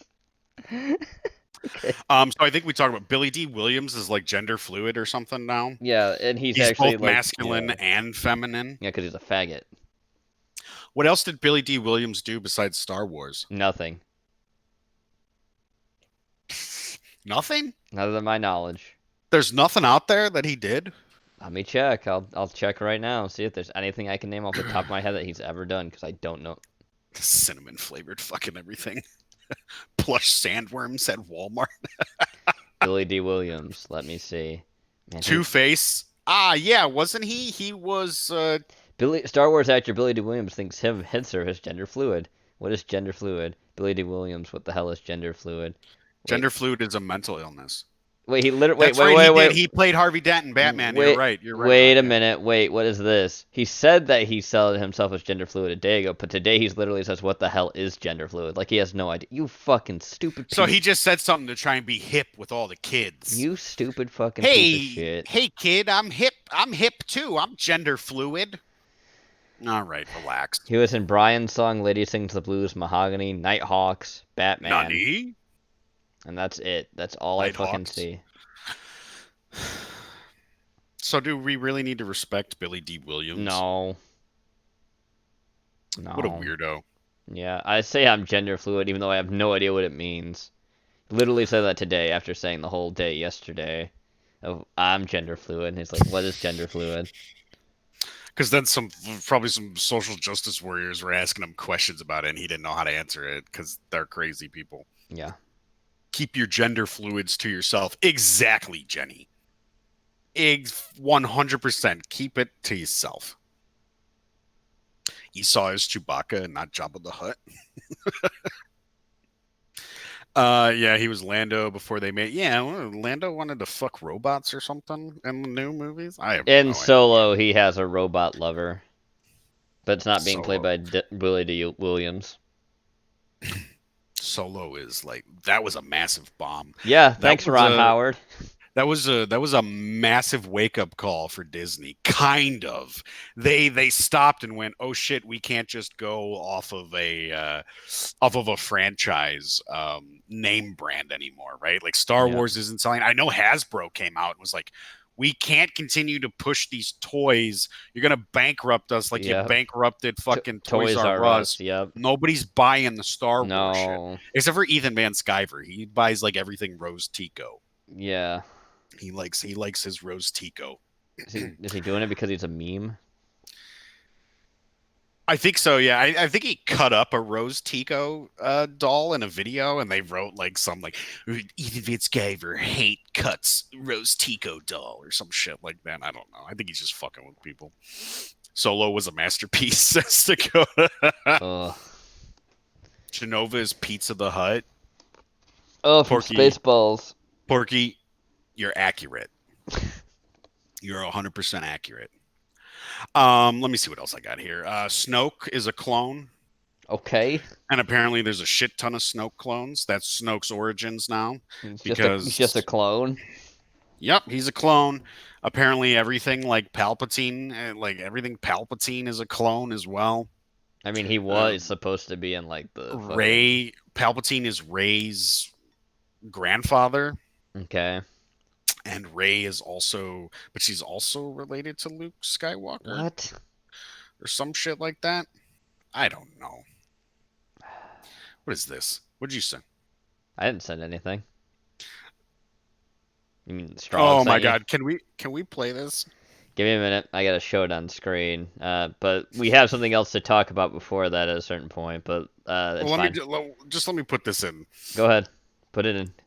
You could actually just play it now if you want. We can just go back to the other one afterwards. That's fine. I want you to buy my new fried chicken, that is. What is this, No. Strong? Oh, no. What the fuck? I used to work for the Pentagon. Is this now I real? help you to get your chicken. No, on. it's from a And movie, for a I limited think. time only, order a 8-piece nappy Generals. meal and get a 32-ounce malt liquor. What did you? Absolutely 32 free. ounce malt liquor. That it's like two skinny black women and one fat black woman. It's kind of like Hercules. Yeah, a little bit. Yeah, actually, They yeah. have the fates. Yeah. And never mind, they're all kind of thick women. Oh, there's Neil Patrick Harris. Yeah. He's a gay. Yeah, he is. An 8-piece nappy meal. Is that Dave Chappelle? Yeah, that's Dave Chappelle. Yo, is this Undercover Brother? Yeah. Yes, Strong. You said just as I said it, you posted this. Did you know they made an Undercover Brother 2 recently? But you didn't know that. I didn't know. Wow, look at that. Yeah, We'll pause get- this. We'll save this. yeah. I'm almost done with some of the news here. One second, I gotta get back to the Or fire. unless you want to talk about it, we can always talk about it. We can talk about it now if you want to. No, we can get through the rest of the news. Give me a minute though. I gotta put the image back up. Nope, wrong image. Give me a second. Where is Oh this? no, what was it? Let's hope it's not too bad. Oh no, I just gotta get. There we go. Back to the fire. Oh no. Back to the fire. So I know a lot of you fags in chat. You'll be upset to find out that Finn and Poe aren't boyfriends. Oh, he did a Cult 45 commercial. Gray had this to send to us too. Did he? Did he send it? No, Put it in. he sent it to me, but I can't put it in because the screen's the way it is. I'll send it to you and you can put it in, and then we can play it. Yeah. Send it to me. I'll put it in. Control V. There we go. There you are. I'll get it back up so we have the screen capture. Is down. this a real commercial? Apparently, play the Billy D. Williams over. We'll get to the movie I'll talk about at a different point here. 45 was a good year. Williams talks about Colt Do you have it up? 45. Yeah, it's up. There are two rules to remember if you want to have a good time. Rule number one, never run out of Colt 45. Rule number two, Malt liquor. I want some Schlitz malt liquor. you want to know why you should keep plenty of Colt 45 on hand? You never know when friends might show up. That ain't a friend. I don't That's a think you can have better prostitute. time with Yeah. Colt 45 than without it. But why take chances? Prostitutes aren't your friend. They just like that wad of cash in your pocket. Yeah. It works every time. Oh my God. That's funny. That's fucking funny. All right, All we're right, back. let me, We're back to the let me- fire. Let me finish with the fucking. So Finn and Poe, they aren't boyfriends. Oh no. So Oscar Isaac, who plays Poe, Poe Dameron, yeah. he thinks it's a great idea. hmm I don't think John Boyega is too happy with Yep. the idea of it. He can be as progressive as he wants, but I'm pretty sure the black community itself is Not not like really a gays. fan. They are not a fan of gays. I think they hate them more than the Chinese do, to be honest with you. Yeah, I think they do actually. But yeah, not big fans of that. But J.J. Abrams has confirmed that. Don't worry, there is LGBTQ representation. Yeah, IPA2, whatever they're fucking called. The P stands for pedophile, by the way. Does it? Yeah. What is happening in this fucking world, dude?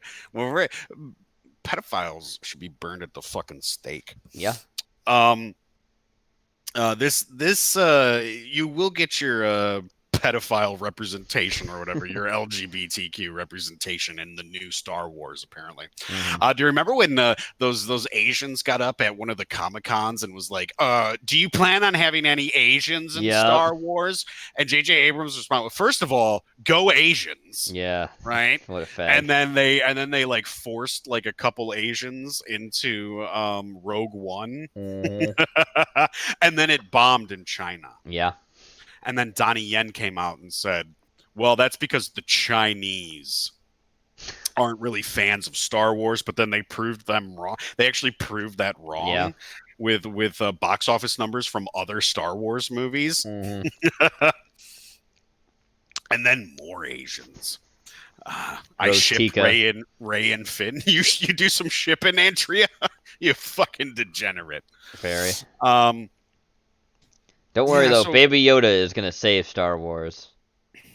Laura Dern saw Baby Yoda at a she saw Baby Yoda at a basketball game. Did you know that? I didn't. You want to see that interview? Hold on. Oh god. Give me a second real quick. All right. Laura Dern, first of all, she was terrible. Yeah. Right? She was fucking awful in in Star Wars, and her character was just one of the saddest things I think I've ever seen. And I just could not fucking imagine like why she would be like that. Me either. We're stuck on the still image of Billy D. Williams at the moment as you get the interview. I've got it right here. All right. Stop. Why are you showing me Dennis Leary? That nigga. All right. Here we go. Now it's a little edited to kind of be funny, Okay. but it's just really fucking Have you seen weird. Baby Yoda? Yes, I did. What do you think about Baby Just Yoda? today. Zoom in. I I saw don't know if him. it's a him or a he or she. I don't know, but I think he was at a basketball game.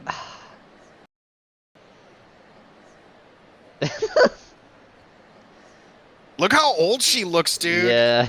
She looks really old. This interviewer looks like he has autism too. Just gonna.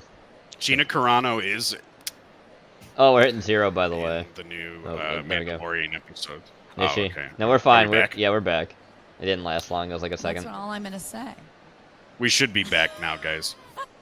That I think I saw him at a basketball game. Why?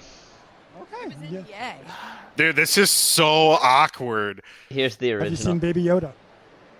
Yes, I did. What do you think about Baby Just Yoda? today. What do you think of it? I I saw don't know if him. it's a him or a he or she. I don't know, but I think he was at a basketball game. And, oh wow, it still That's is this all I'm gonna awkward. say. It's still awkward. That I think I saw him at a basketball game. The whole thing is that it He was in Yeah. PA. Yeah. Man, she is old. she looks really bad, yeah. That's from John Talks, by the way. Okay. But don't do drugs. we discussed this. If you're gonna do drugs, do all of them. so it ends you just quickly. That looks like Drew Carey. A little bit. She was bad, but I don't think she knows who Baby Yoda is, because I don't think Laura Dern knows anything about the movie she's in. No. I don't think she knows anything about Star Wars lore. I don't even really follow Star Wars, but I'm pretty sure I would know more about it than she does. That's the problem with a lot of Disney. This is why I like, just not to really go back to the Matt Reeves thing, but this is why I'm not really a fan of like these like big A-lister. I mean, if you want to call Laura Dern an A-lister, but I'm not a fan of like these famous people with these career casting choices. Give me some unknown people who like actually need to work, you know? Please already. I'm done seeing the same people in the fucking movies all the time. I'm done seeing this. Give me somebody unknown who actually has to work for like the respect and like actually has to give you a good performance Instead of, instead of just like Mr. being a Meme face. Magic, fucking, Nicolas Cage or fucking Keanu Reeves. Enough of these people. I like Nicolas Cage, but I'm done seeing my cousin on screen. And I'll tell you, based on that interview, based on how terrible Laura Dern looks, because she looks awful. Yeah, she does. Based on that and what I've seen of her in the Star Wars movie, the clips I've seen of her, they definitely digitally de-aged her face. Yeah. They definitely took out all those wrinkles because she's wearing makeup and it did not even help. Yeah. Laura only works because of who her father. That's true, Yep. Rock. If it wasn't for Bruce, she'd be fucking nowhere. Mm-hmm. Laura Dern is a vapid cunt. Yeah, Yep. yeah, that's true, Eric. Yeah. Let me just make sure. Let's see if I got any fucking more news here. Let's see. James Bond woke. Star Wars is a trash fire. Disney's a piece of shit. Superman is black. Planet of the Apes reboot. Lock and Key, and that's it, folks. That's the news so far. I was looking for some other things, but Denzel Washington's gonna play Macbeth. We was Scottish Kangs and shit. Yeah.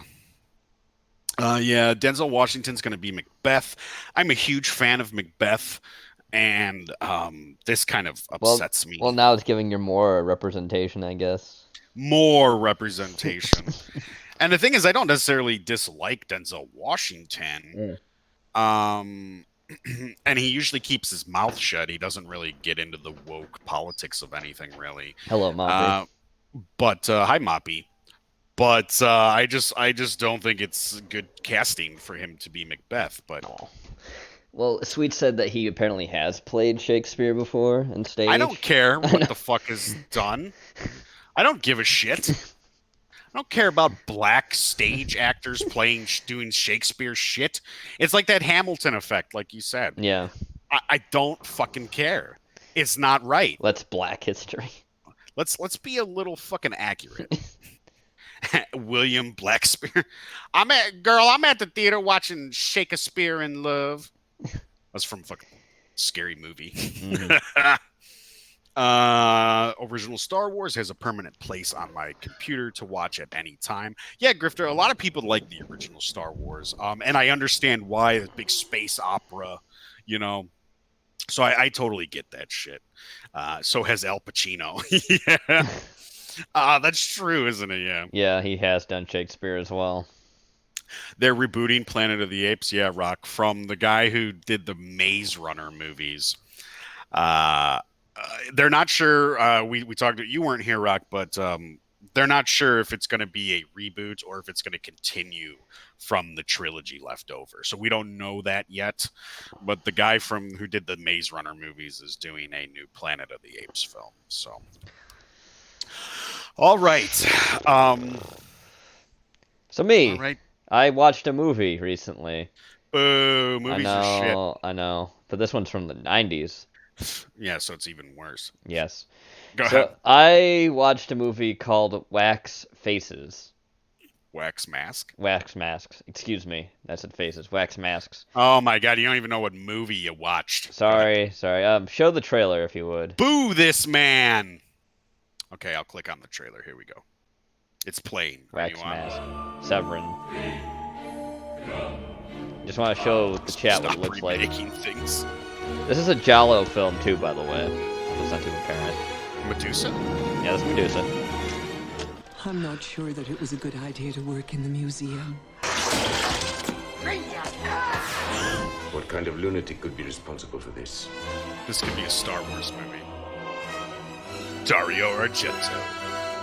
An impressive display of grotesqueries. Throws tomato.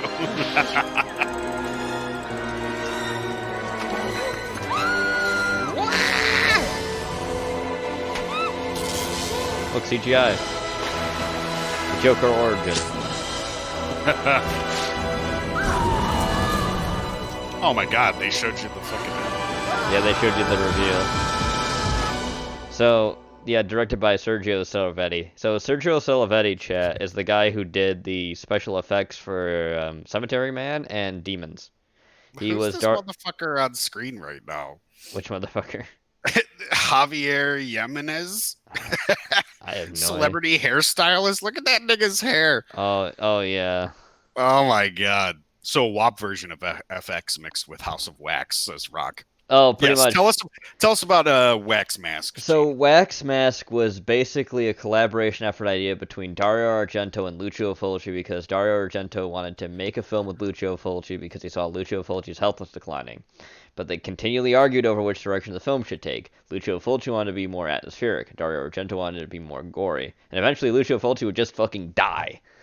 So that's why the movie would be passed over to whatever fucking dude's name is. Dario Argento killed him. Yeah, you got it. He drained his life force so he can continue to living as the Make-A-Wish Foundation fucking senior citizen. So, so the guy who basically did the special effects is the one who directs the movie. It was literally how they came up with this movie was they got a lot of inspiration. They wanted to make a mummy movie first. They wanted to remake the mummy movie in Italian cinema, right? But they didn't. Then they eventually changed their mind and said, "Let's remake House of Wax instead, but say we used a different source material just in case anyone ever tries to sue." Literally, that's what they said. Right, yeah. They say they would base it on an actual story that's different for their source material. So this movie is all about. It's a period piece too. It's set in the 1900s. You start with this whole woman. You start with this whole like celebration outside, but this couple's murdered. This guy is missing his hand and there's a child under the bed, and it's like 12, then eventually just cuts to like 12 years later. So it's 1912. Mm-hmm. And then you get like this whole period piece thing. It's very, very weird because there's a wax museum, and there's a guy in the wax museum.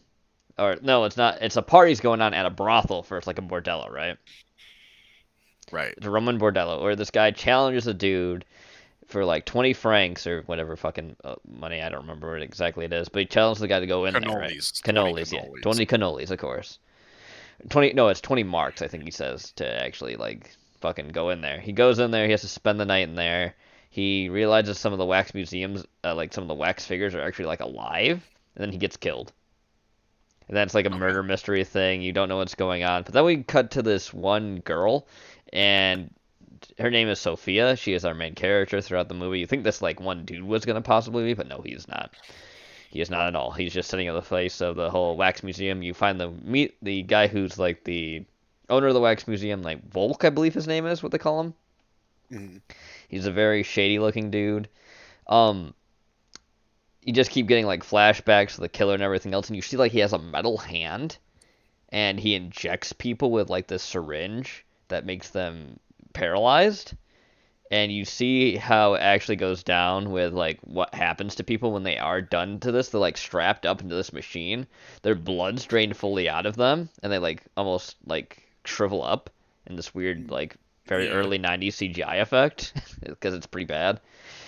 And then they get like retransferred with the chemical in, so that makes them so they're living while being dead. It's like they're like living beings that are stitched back together for poses and everything else while still being alive. It's weird. So it's like this whole mystery. You have to figure out what's going on. Turns out Volk is actually our main character's first father. That her mother had cheated on him with someone else because she didn't like him, and she pushed him into a vat of chemicals by accident, and that's what. Sure. And then getting Like you do. yeah, he gets like they thought he was dead, but he was more disfigured. So then you find out like, oh, how bad is it and everything else. You keep wondering that. There's a lot of more deaths. A lot of people like you get that Giallo look of the whole like trench coat and hat thing currently. You know the whole like look. But the only like thing every that's Giallo yeah, like every Giallo film ever. Yeah. But the difference with this is that you see that metal handle. It's like a fucking gauntlet. It looks cool. So there's just a lot going on. It's kind of hard to describe like a Giallo film because it's it's a Giallo film and Italian pacing and everything else how it is. It's Italian. It's very Italian. So basically, what ends up happening is like his assistant he had for the longest time betrays him to the daughter who he was trying to. He knows it's his daughter eventually. Like Volk finds out it's dark, but he's gonna turn her into a fucking. She's gonna turn her into one of those statues too to preserve her beauty forever because it makes him pine for his love that he had because he didn't really love him. Pine Sol. When I was watching that, I'm just thinking, oh, so this is how Dario felt about Asia. He wanted to preserve her forever in wax. Great. I see in Right, some. because he won't kill her. Yeah. Yep. The funny thing is, when Dario was making the Sanal syndrome, he was also making this movie, so he had like limited like influence with it when he was making it too. Yeah. And that fucking movie blows. I fucking hate that movie. Do you hate this movie? No, I do not hate this one comparatively, because I find the ideas kind of cool. I mean, it's still, it's a cheaper version of House of Wax, especially Yeah. with like how the killer is. But I liked the last 5 minutes of this fucking movie when you reveal like he's on fire and you think he's dead, but nope, his entire skeleton is fucking metal and he looks like a Terminator. Yeah, he's a Terminator, basically. Yeah. Yep, with red eyes and everything. He's a cheap Terminator with but he's got these creepy veins all over his body too, so it's like pumping like this weird fluid into his body constantly. Ugh. It looks so cool, and I'm like, wow, that's really neat. The movie just went batshit insane the last 5 minutes. Even though like the CGI was terrible for the most the part practical of it. the practical effects in this movie are fucking great because they're made by a guy who actually knows how to make practical fucking effects. So that's why they're really good. The CGI is awful. The dubbing is not that good because I think some voices just don't fit as well. The killer does something really cool too at one point when he goes after the inspector. The inspector, like, who is this? Like, who are you? He, like, looks to see who the killer is. The killer lifts his head. It's the inspector. He's wearing the inspector's face. Oh, okay. Yeah, so he has, We're like, wearing a whole... faces now, Texas Chainsaw Massacre style. Yep. It's more like he's a perfect, exact copy of the inspector besides the gauntlet hands, which he has. So, like, Thanksgiving. Yeah, like... Where he wears the sheriff's yeah, face. Yeah. So... The interesting thing, at least how I find how this movie ends, like, the assistant ends up chopping off the head and saying, like, they're free now to leave and everything else, but then you see the assistant go to the basement. He removes his face, too, and that he puts on the face of Volk. So it's actually kind of debated if they had switched places, so Volk could actually just kill him and get away and go on to do his crime somewhere else, because he just leaves in Volk's skin, and that's how that movie ends. So we don't really get an answer for that. No. So it's left up to your imagination. Yeah, if it's Volk or if it's the assistant now, taking up You his message. decide. Yeah. So overall, I rate this movie a 2.9 out of 5. Not good enough for a 3. Not good enough for a 3 because of the CGI and some of the dubbing choices and the pacing. The music's good. 90s Giallo. Really yeah, 90s. No, best. it's not. Not for Giallo, no. And I mean, Dario Argento really does go downhill. Yeah, in the 90s too. Yeah, after he gets Children of the Pasta, the Wapinator. The Wapinator. Injects semen into a meatball.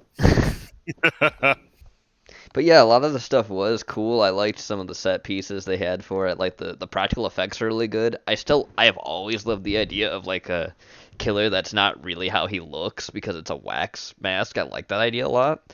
I always like the idea of wax killers. I think that's a cool, concept. An artist who's basically disfigured. That's why I like Darkman a good deal too. And why I like the Shadow, because that's the Shadow's thing as well, is that he actually doesn't really have a face either. It's implied very heavily that his face may just be a mask. Like he might be a horrible, like, disfigured, grim visage under it. Speaking of Wax, have you ever seen the House of Wax remake with I Paris have, yeah. Can we watch that trailer? Sure. Let me find it real quick. It's hard to... For me, it was hard to beat the original because I really do like the House of Wax with Vincent Price in it.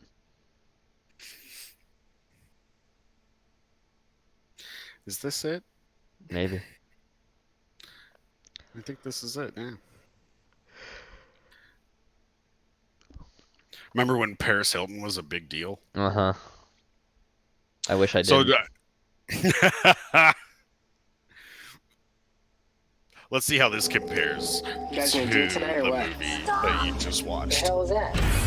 What does he want? Can we help you? Well, maybe we're on his property. I'm gonna turn your lights off. No, it's hot. That guy was a freak. So let's get out of here. All right, let's go. You still there? Oh. Yeah, can you hear me? Yeah, we're hitting 0 again. That's probably why. Okay. They'll probably start saying like F or something. Yeah. House of Wax, Eric. The original one, the one with Vincent Price isn't the original either. That's a remake. Yeah, that is. Hello? I don't think anyone's here. Hey, where's that house of wax?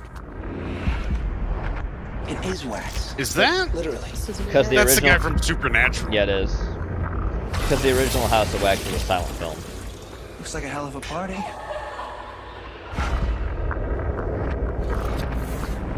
But it's one that people usually think of when they think of House of Wax because that's a real dog.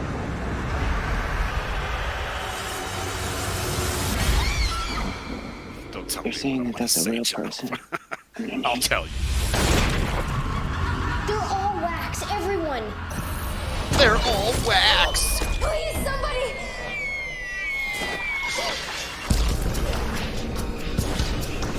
Alicia Cuthbert.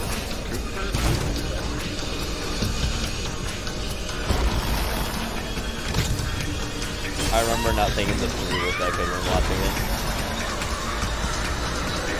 No, it's not good. They're out there. You gotta be careful. I am being careful. I am being careful. Yeah, I still think the Wax mask is better than this. Wax, well, yeah, probably. There's probably a little more soul in the Wax mask than just this product. What's going on? Eliza. Yeah, so I think I remember the one thing I remember about that movie is Paris Hilton gets her Achilles tendon slashed. Yeah, she does. And I think they show it, but it really turns into like they mix like Texas Chainsaw Massacre, I think, with the House of Wax story. Like, And they also put some Saw in there too. Yeah, there's a little bit of Saw in there. I think it's like they're like there's some like wrong turn in there as well. Yeah. I think they're like deformed hillbillies or something. Yeah, he's like his face had gotten burned. I think his his mother mentioned it or something like my child was burned and I had to make something. But he was such an artist, he made his own face back up. So you still think Wax Mask is better? Yeah, than than that. Wax remake. Yeah. I would probably agree. Even with the I haven't shitty even seen CGI. Wax Mask. Yeah. Even with the shitty CGI, I think it's better than what I just fucking witnessed right there because that looked painful. Jenny, I actually don't remember because I saw it once, and I just don't remember if she gets her head chopped or off or was it the black guy? I mean, hopefully it was both of them. Oh, produced by Joel Silver too. Yeah. Oh, there and you go. Robert Zemeckis. Robert Zemeckis. Wame. What's that? I don't know. Jaume, Colette, Sarah, Wame. Get a real name. Get a real person's name, okay? We're tired of you. Speaking of movies, though, Gene, Mm-hmm. I watched a little movie that I like that I come back to every now and then. What you watch? I go. Should we show? You know what? Let's see if we can show the trailer first. Sure.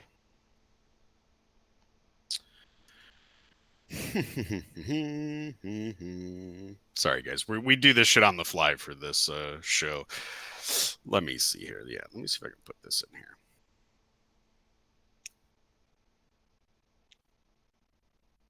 Oh, lucky number 11. Yeah, you told me about this movie. Kansas City Shuffle. Well, there's a lot of people. People connected only by the slightest. I know what you're saying, Josh Hartnett. Yeah, I see him. Am I being mugged? But he's actually pretty good. That's how these affairs begin. What accent is he using? Good cat? Who's good cat? He shows people die. And we know I'm not really a fan of Bruce Willis, but he's really good at this. With Morgan Freeman. This is our guy. Nick Fisher. Who is he? Just a loser. That's the rabbi. Boss wants to see you. Who's the boss? The guy we work for. I'm not the guy you're looking for. I don't live here. Yeah, well, you look like the guy that lives here. Then you don't know what the guy that lives here looks like. What he means to say is you look like you live here. Yeah, that's what I mean. Yeah, Eric, lucky number 11. Hey, Lucy Lou. What happened to your nose? It's a very long story. I think it's time you told me that story. Well, there's this guy and they call him the boss. I'm sorry, who are you? I'm the boss. They picked up the wrong guy. Wrong guy for what? Whatever it is you want to see me about. Do you know what I want to see you about? No. Then how do you know I have the wrong guy? And then right across the street lives this man they call the rabbi. That Why do you dude. call him the rabbi? Ben Kingsley. Shlomo wants to see you. I don't know anyone named Shlomo. Someone named Shlomo knows you. How do you justify being a rabbi and a gangster? Killing you before you killed me would have been Kosher. They do not like when he says kosher. Where's my money? I'm not Nick Fisher. And who the hell are you? I'm just a guy who was in the wrong place at the wrong time. You're getting good at this. Nice. I'm paying you a lot of money to kill somebody. This is an awful trailer, by the way. I'm gonna Yeah. kill somebody. So is Bruce Willis I was Nick just Fisher thinking that then? if you're still alive when I get back from work tonight, maybe No. we could go to dinner or something.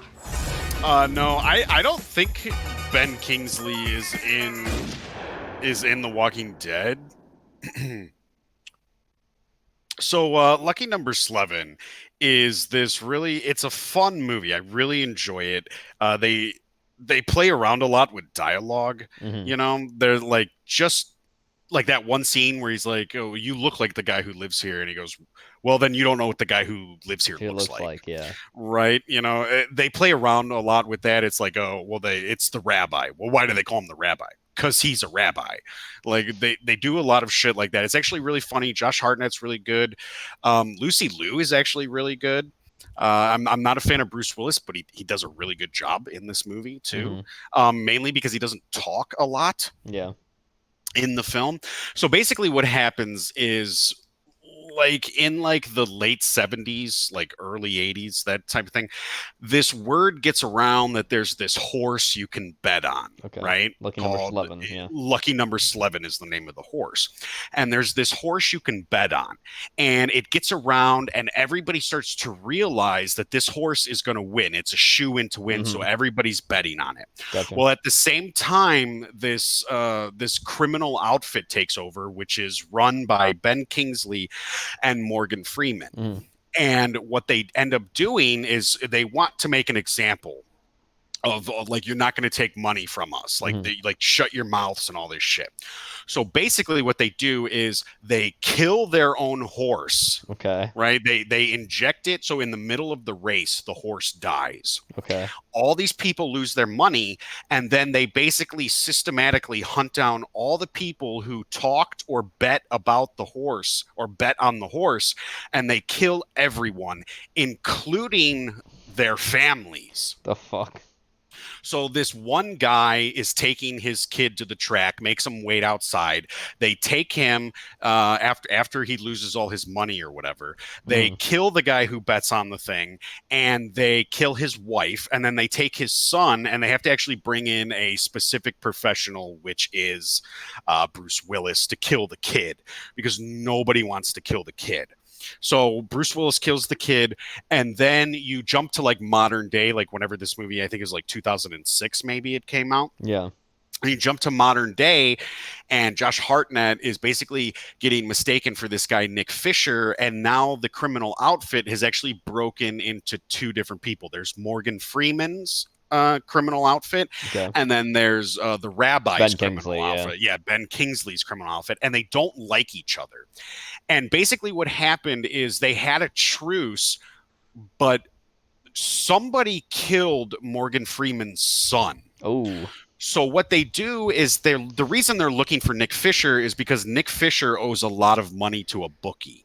So they're going to force Morgan Freeman is basically going to force Nick Fisher, who he believes is Josh Hartnett. Yeah. Everybody is confusing Josh Hartnett for Nick Fisher, but he's not him. And they're going to force Josh Hartnett, who, like I said, they think is Nick Fisher, to kill the rabbi's son. His name is Itzhak the Fairy. Okay. Why do they call him the Fairy? Because he's a fairy. Because he's gay. Yes, he's gay. But he also has two ex-Mossad agents that follow him around everywhere. And Itzhak has this Star of David on his chest with a panic button. And if you press it, the two Mossad guys like bust in through the wall and just murder everybody who isn't Itzhak. And that's really the whole movie. But it's done in a really fun way. Like I said, the dialogue is done really fun. Josh Hartnett, who, I mean, Josh Hartnett has his hits and misses, but I really like Josh Hartnett in some movies that he's in. I think 30 Days of Night is a fantastic film. Oh yeah. But I really enjoy, like, Stanley Tucci is in this movie, and Stanley Tucci is amazing. He's a great actor. There's just a lot of it is like a whodunit kind of like, because you're trying to figure out, like, who the fuck is Nick, if Josh Hartnett isn't Nick Fisher, who the fuck is Nick Fisher, right? And they have this really fun thing where they talk about the Kansas City Shuffle, right? And they're like, what's the Kansas City Shuffle? And that's like where they look left and you go right. And then Bruce Willis does the Kansas City Shuffle on some dude, right? And he's like sitting there, he's talking to this guy at a bus stop about the Kansas City Shuffle, and Bruce Willis is sitting there in a wheelchair. Whoa, Kimosabi. He's sitting there in a wheelchair, and he goes, well, the Kansas City Shuffle is they look left, you go right. And the guy looks left, and when he turns back, Bruce Willis isn't in the wheelchair. Bruce Willis is behind him and just snaps his neck. Damn. That's the Kansas City Shuffle. So I highly recommend it. I actually give it I probably give it a higher than a 3. Oh yeah, definitely higher than a 3. I give it a 3.9 out of 5. Not a 4, just by something. Well, there's like maybe like one or two things I don't necessarily like about the movie, but I highly enjoy it. It's one of those movies I rediscover. I've probably seen it like 4 or 5 times now, but every time I rediscover it, I remember, I go, oh, I fucking love this movie. So I think it's really good. I highly recommend everybody to fucking watch it. Don't be put off by Josh Hartnett. He's really funny. Lucy Liu, if you've ever had a crush on Lucy Liu, this movie, your crush will intensify. she's kind of that, like, she's actually pretty charming in the film, and there's a lot of faces, like that one guy who was yelling, like, oh, you look like the guy that's fucking Bubba from Forrest Gump. Yeah, it is. That's who that is. There's a bunch of, like I said, Stanley Tucci, Ben Kingsley, Bruce Willis, by the way, Morgan Freeman. Porky just told you to get out. Porky, why? What did I do? Lucy Liu, love you long time. I don't know it, but sure, I'll watch it. Genova has yellow fever. Well, I didn't say I had a crush on Lucy Liu, but I remember Weeb talking about him. Weeb talked about like having like a massive crush on Lucy Liu, like during like Charlie's Angels or whatever. I'm just saying, if you had a crush on Lucy Liu at some point, she's really charming in this movie. But yeah, I give it a 3.9 out of 4. Is it a perfect movie? No. There are very few movies that are, but as a guy who enjoys like good dialogue, this movie, that must mean you're a big Quentin Tarantino fan, right? No, because that's the wrong kind of dialogue. That's just like dragging on and talking and like doing all this shit. This movie, like I said, it has fun with like Josh Hartnett has to go see Morgan Freeman, and it's the boss, and there's this big black guy standing there, and he starts like explaining his case to him, and Morgan Freeman comes down, and he realizes that that's not the boss. The big black guy isn't the boss. Morgan Freeman is the boss. Yeah. And he goes, well, I thought he was the boss. And he goes, why? Do we look alike? And he goes, no. He goes, so you confused me for him. He goes, no, I thought he was you. And it's this weird, like, entanglement of like speech and stuff like that they do a lot of that shit. Or like one of those Jews that comes to get him, right? The guy who says Shlomo, that bald guy, he talks, but the Hasidic Jew next to him doesn't talk, right? And he's in the car and he's like, well, why doesn't he talk? He goes, I don't know. You'll have to ask him. And he goes, will he tell me? He goes, no.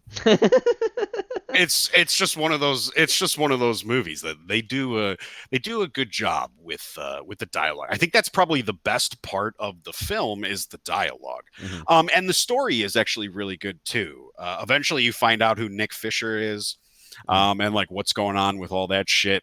So I enjoyed it. I recommend it. I fucking Josh Hartnett has to get a he's got to kill Itzhak the fairy, the rabbi's son, from Morgan Freeman. And because the Jews killed Morgan Freeman's kid. Yep. And he and Josh Hartnett goes, well, I can't just waltz in the front door. And Morgan Freeman goes, well, I figured you used the back door. And he has to like go get like a date with Itzhak the fairy. Like he's got to pretend he's gay to get in the door with him. And that's the whole backdoor thing. But it's fun. It's really good. There's like I said, Lucy Liu is actually charming in the film. Dakota asked, is it on Netflix?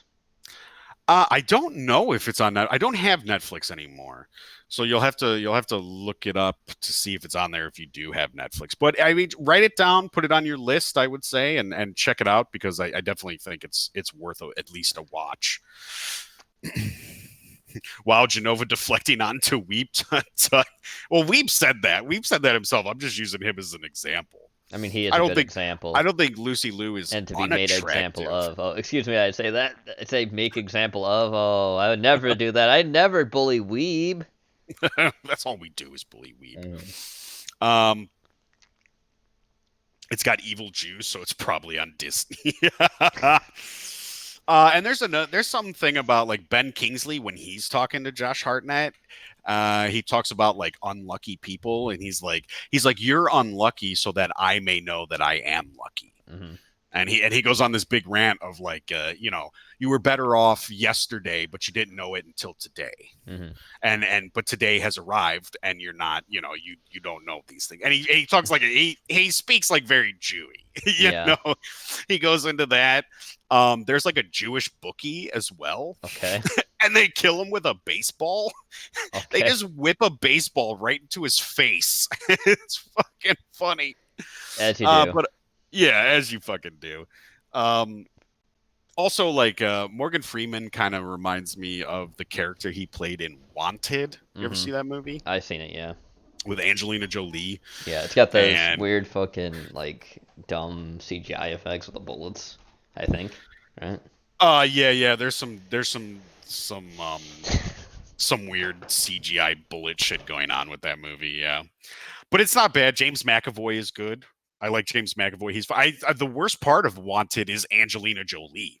She's just a terrible actress. Yeah. Why? How did Angelina Jolie get like famous? What did she showed her tits? I guess. Like she kind of has a personality in Hackers, even though she's like the worst part of Hackers. Yep. But like in Wanted, she is just really fucking bad. Oh, and you can see how like deathly skinny she is. Yep. Tits. Milkman says tits. Wanted is okay. I like Wanted though. James McAvoy's good. It's like one of his. I wouldn't say it's his first movie or one of his first movie, but it's one of his like first main movie. Yeah, it just uses the name, as the comic book, yeah. But there are parts of Wanted that I do like. I like because he's like, I like the idea of like a fraternity of like, what are they, like weavers or whatever? Like that. Yeah, and like they find like a secret code on the loom that like gives you names to assassinate. I think that shit is cool. The curving the bullet thing is a little fucking stupid. And then there's that end where like Angelina Jolie, like everybody's standing in a circle around James McAvoy, and Angelina Jolie is there and she curves the bullet so it kills everybody, including herself. Which, I mean, good. Kill yourself. Yeah, Grifter. Wanted is the bendy bullets bullshit. Bendy bullets. You can bend bullets with your mind. Yeah, and he shoots it's like his like anxiety is like a superpower or something like that. Instead, it's not like real anxiety. Chris Pratt. It should be crippling Chris Pratt depression. does have a small part in Wanted. That's right, Porky. Yeah, he does. She did get her tits chopped off, Jenny. She had like breast cancer or something. Something like that, yeah. And she got him cut off, and then Brad Pitt dumped her. Yep. Yes, he did. Yeah, she had a huge chance at getting cancer. Wasn't Angelina Jolie associated with Harvey Weinstein? I wouldn't doubt it, Yeah, Andrea. I think she is. Yeah. I assume most people are associated with him in some way. Guess what I think of Wanted, Genova? I'm sure you don't like it. I know a lot of people are like, blah blah blah. It's not a great film, but I think when James McAvoy is just, given his chance to do his thing, he's not bad. I like James McAvoy. I don't mind Morgan Freeman's okay. Common is in that movie. Common is terrible. Yeah. Speaking of Common, have you ever seen Smokin' Aces? I remember that movie. Let me see if I can find the trailer. I like Smokin' Aces. Smokin' Aces is funny. It's actually got like a good whatchamacallit to it as well. Soundtrack or? Not necessarily a soundtrack, but like a. It's got like a good story to it. Let's watch the trailer for that too, because we're just going all over the place. Hellzapoppin. You got it. You got it up still. Yeah. I switched back to it between that and the fire, so. Hey, Jack. Great, good, super. Come on in. Yeah, Ben Affleck's in it. Hello, Rip Reed. But not Come in on it for too long. What's nerd? Great, come on in. Sorry about that. Hey, Hollis. Rip Reed, hello, Hollis. Come on in. This is a trailer. Okay, I was about to say this is a trailer, right? Here, buddy Israel, little Rick Springfield. I Me guess. too, Porky. His posse, they're all strapped. Or packing heat, whatever phrase is. I don't know what you guys call it. Who's that guy? What's that guy's name? Jason Bateman? Yeah. Is that Jason Bateman? I think it is. Or is that a witness against the mob has been as Buddy Israel. Buddy Aces Israel. Buddy Aces Israel. And the Ace of Spades plays in this movie a lot too. What are you trying to say? What's the rate? $1 million. $1 million hit fee would draw some huge flies. He's not only essential to our case, he is our case. They're gonna pour boxes of bullets in Israel. They must not succeed. Yeah, Grifter, a bunch of like multiple different stories. They all link up. When do we get consigned? Buddy Israel himself is kind of like the If an MacGuffin. attempt is made on his life, it'll be made by those of the strictest professional. Soot is my favorite because he molds people's faces like fucking Darkman. Yep. And wears them as masks. Yep. There we go. Put a Hitler mustache on. Also, yeah, Ryan Reynolds is what we were saying, right? I'm gonna get to Israel before they do. Yeah. We gotta keep him in that penthouse. A lot of people die, Eric. I think most of them do die. Oh, that kid is fucking hilarious. That little like Asian karate kid we just saw. These guys will go. I don't like the way you're looking at me, bitch.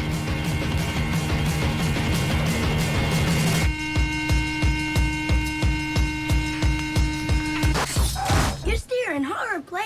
That kid right there, he's funny. Oh yeah, this scene just happens. I bet you are. Yeah. There's also, You are. by the way, when that guy was actually falling out of the fucking elevator earlier, you saw him just throw something. He's throwing dynamite. That's what he's fucking throwing.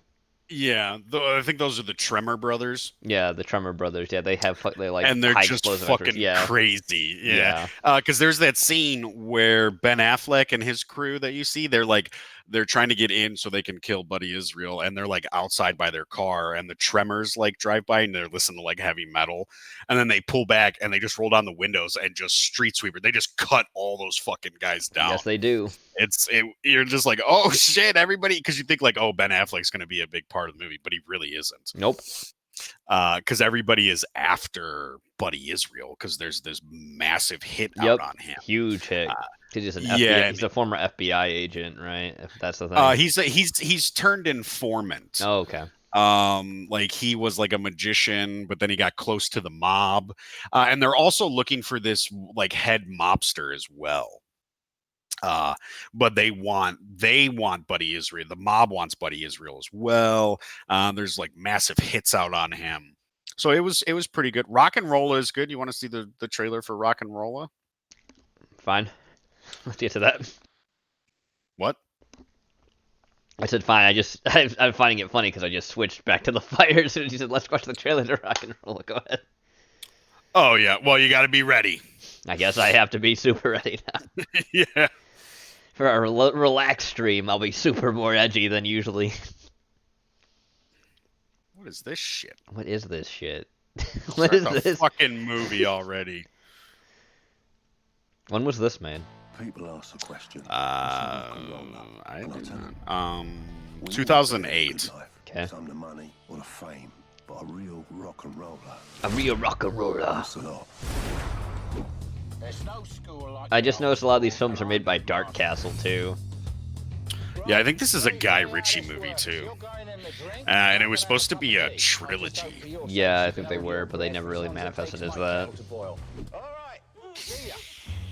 Times are changing. They ain't no respect. We on a ride, Gene. Don't be trying to slow the bus down, says Grifter. Buy the ticket, take the ride, Gene. You need 7 million euros. I like taking rides at my own pace. Hey, Idris Elba, Gerard Butler. You. Dance? You're a dancer. Am I a dancer?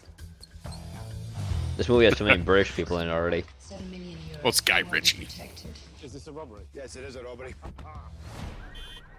Lock, Stock is good, Strong. I have to lift up the knob and the gear stick. Eric, I think Snatch is probably my favorite one, mainly because of Brad Pitt and the Irish Gypsies. If he's dead, that's the 3rd time this year. I'm dead, Pete. Dead people don't like company. Your boy ain't dead, is he? Find him. Oh, and this is the movie that made the Archie slap famous. I run this town. And bring the troops. Bring me a body.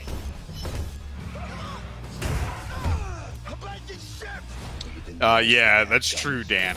But could you imagine making the choice to marry Madonna and then having kids with her? That's an awful life decision. That's a real bad life decision, yeah. Did he look like he had a fucking Israel star on his chest there? It's possible. You can't go to heaven as a Jew if you have a fucking tattoo.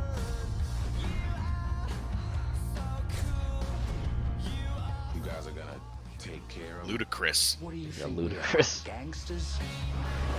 Holy shit. I think this was the first movie I saw Tom Hardy in. Possibly. Don't worry, he can't defend himself. He's got no head. There is a Russian in there, Porky. Yeah. There's some Russian who like gives one of the guys his lucky painting, and then that painting gets stolen, and that's sort of what kicks everything off. It's good shit. I like it. Some of those movies, you go back to them. Like I said, like Lucky Number 11. You forget it exists, and then you go back to it, and you remember. You're like, oh yeah, I really like this movie. I thought it was fucking good. Like, what was I talking about? Gene, are you there? I'm here. Yes, I am here. Sorry, I'm eating at the same time because I wanted a snack. That's why I said I want to do things at my own pace because I'm snacking like an asshole. Oh, that's fine. Are we still showing the trailer? Oh no, we're not. If we're going to, I've got it right here. Yeah, I'm gonna show another trailer too, right because this is a movie that I was actually talking. So here's the thing. At least I want to bring up as a point of discussion. So you're talking about movies you'd go back and say like, oh yeah, I remember loving it so much. Have you gone back to any movies recently and said, man, I fucking despise this movie. I can't think why I liked it. Well, that's a good question. And I have talked about doing that before. Yeah. I mean, my big one that I've talked about is The Shining. Yeah. But I mean, probably not super recently. I don't know how much time you got to watch as many films because you got work and everything. I feel like there is one, but I can't remember it off the top of my head. Mm-hmm. But there's probably a film out there recently that I've watched and I just went, why did I like this movie again? Yeah. You know what I mean? Like, what? I know you mentioned to me before how you liked Pineapple Express growing up, and then when you watched it, you're like, yeah, that's a good I liked a lot of those Seth Rogen films. That was in my heyday when it was just weed smoke. You know what I mean? That's all there was. I was just constantly fucking stoned. So Pineapple Express was funny. But then when you go back and you watch some of those like old Seth Rogen movies and you just kind of cringe, and you're like, ooh, I can't believe I used to think this was funny. I think it happens a lot more with comedies too. Oh, I'll tell you what movie. I just remembered it. It's a Batman Forever. Andrea, we're going to have it out, you and me. So there's Angelina Jolie Yes. and Ethan Hawke, I Okay. think his name is. What's the movie? It's called Taking Lives. Okay. It's about a serial killer who kills people and then assumes their identity. Okay, that's kind of an interesting idea, but all right, go on. Yeah, but and I liked the movie when I first saw it, and I Mhm. did recently watch the movie a couple days ago, to be Okay. honest with you. Okay. I put something on to like go to bed to, Yeah. And it was a film where I was just like, God, this is such a fucking good concept, They butchered but it. I didn't remember it being as slow as it was. And it was really slow, and they spent a lot of time on Angelina Jolie's like trauma or whatever of her killing a guy who broke into her house. And I just didn't like. I would have rather them spent more time on the serial killer, because it's supposed to be like a whodunit, because he's changed his identity. Because they show you the first time, Yeah. he changes his identity. They show you the first time he does it back in like the late 70s or something, Okay. when he's like a kid and he pushes some guy he meets on a bus in the middle of a road after their car breaks down, and then just completely bashes his face in, and then takes all his identity and just pretends to be him. And then they show you like a graph or like a board at the agency, where it shows you like, okay, this is who he was, we don't know who he is now. And it's supposed to be like a whodunit of like, well, he could be any one of these characters. And instead of focusing on that, they tried a little bit. They more focus on Angelina Jolie and her trauma and all this other shit. Yeah, it's more of like a drama thing. So I that was a movie that I recently watched that I was like, I don't fucking like this movie. Yeah. I don't like it at all. Genova said he liked Salt with Angelina Jolie. You sons of bitches. You sons of bitches. You're getting dabbed on by the chat. I've never seen that movie, Salt. But let's watch this. I also want to show another trailer after this. Okay, go ahead. So this is a movie that I also recently watched that I actually like, phone but booth, but it's like a movie that like New York City. It's probably a B movie at best. Yeah, it's a B movie with like an A movie budget, right? Yeah, I mean, it's written by Larry Cohen. Yes. But I think Joel Schumacher or something has something to do with this. He directed it, I believe. Yeah. But I think this is a fun movie. So technically he does have a cell phone, but it dies on him. No, it never dies. Oh, it never does die? He uses a phone booth to call his girlfriend, so his wife can't see her number on the phone bill. Gotcha. Wrong number, pal. I'm aiming at you right now. So it's not he just picks it up for the... Well, the whole thing is like, isn't it funny when you hear a ringing phone has to be answered? Yep. Tactical scope. You mean like a rifle? At this range, the Had a exit rifle. will now to be about the size of a small tangerine. Oof. There's only one way to find out. Oh my God, you shot him. Look at all of the people, Stu. He's the shooter. I've seen him. It wasn't me. I think this is a little bit dated though as a film, just because the idea of phone booths. Yeah, it's 2002. Yeah, it is a Joel Schumacher film. He did direct it. Forrest Whitaker. Yep, it's Forrest Whitaker's good eye. Yeah. His eye is like still lazy in that You're in this scene. position because you're not telling the truth. I'm in this position because you've got a gun. Come on, Stu. Don't you get the game yet? Confess your sins, Stuart. Hang up. Stu hasn't been totally Oh, listen to the honest. soundtrack. His wife It's looks so very early angry. 2000s. He said he wasn't married. Leave her out of this. I have your wife here with me. This is exciting. You get to choose between them. Kelly, Pam, bam, bam. Get her out of here, all right? They're in position. I give the orders here. Look, I'm sure we can work this out.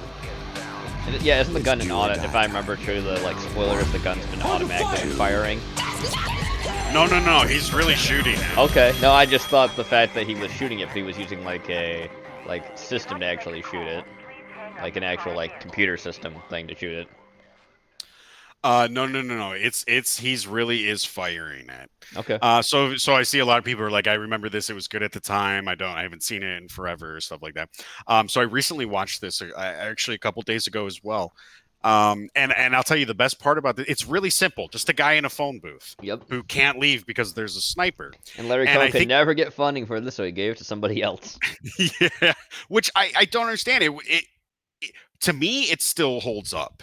And yes, you can see that dated early 2000s look for it. But what I think really sells this movie is Kiefer Sutherland. He has the perfect voice for the sniper, and his taunting, he's funny. I laughed a lot during the movie, even though you're supposed to be like in suspense. A lot of it is really funny. Kiefer Sutherland has a great voice for it. It reminded me a bit of Scream, because Roger Jackson's voice is so perfect for Ghostface. Kiefer Sutherland's voice is almost like the same thing. He's just perfect for this. And Kiefer Sutherland is sort of like a vigilante. And they talk about some other killings. He killed a pedophile, and he killed a Wall Street guy that like stole money from a lot of people. And like Stu, Colin Farrell's character, is like sort of the first person to like really pass the test. And at the end, you do see Kiefer Sutherland, and he's a paramedic. Not a paramedic, but he just has like a khaki jacket on. But the paramedics give Colin Farrell like some morphine or something. After like they find out that there's a sniper keeping him there and stuff like that. But like he gives them the thing, and the paramedics go to do something, and all of a sudden Kiefer Sutherland comes around the corner of the door, and he goes, "Oh, nice shoes." Hey, and he starts talking to him, but Colin Farrell is so fucked up from the drugs he just got, he can't really do anything about it. And Kiefer Sutherland basically tells him, like, I hope your newfound honesty lasts, Stu, or you'll be hearing from me. And then he just walks on through past all the cops and through the crime scene, carrying a case which clearly has his sniper rifle. Yeah. It's really simple, but I was surprised that it held up for me. You know what I mean? Yeah. I was surprised that because I had seen it like a couple times before, but I didn't remember how great Kiefer Sutherland was in it. And it's just his voice, really. And he's got Colin Farrell plays like a fucking Italian from the Bronx or Brooklyn or something like that. And Kiefer Sutherland makes fun of his suit. He's like he's wearing like this like purple sorbet shirt with like a black thing on it. A shirt you obviously need, right? Well, he tells him, he goes sorbet on black. That's real Italian of you.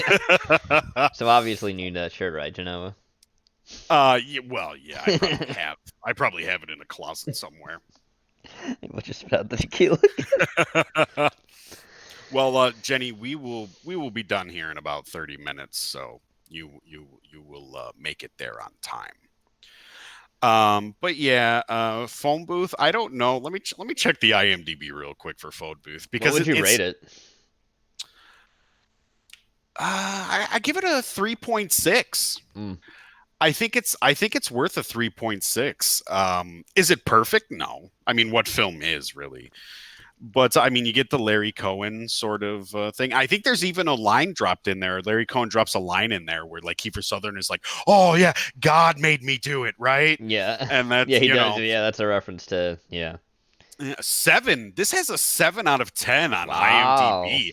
I'm actually really surprised by that. I thought it would be maybe a 6.2 or something, but it seems like a lot of other people enjoy the film. Yeah. So if you've never seen Phone Booth, or if you haven't seen it in a long time, I suggest checking it out again, because I think you'll be kind of surprised at how well it holds up for what it is.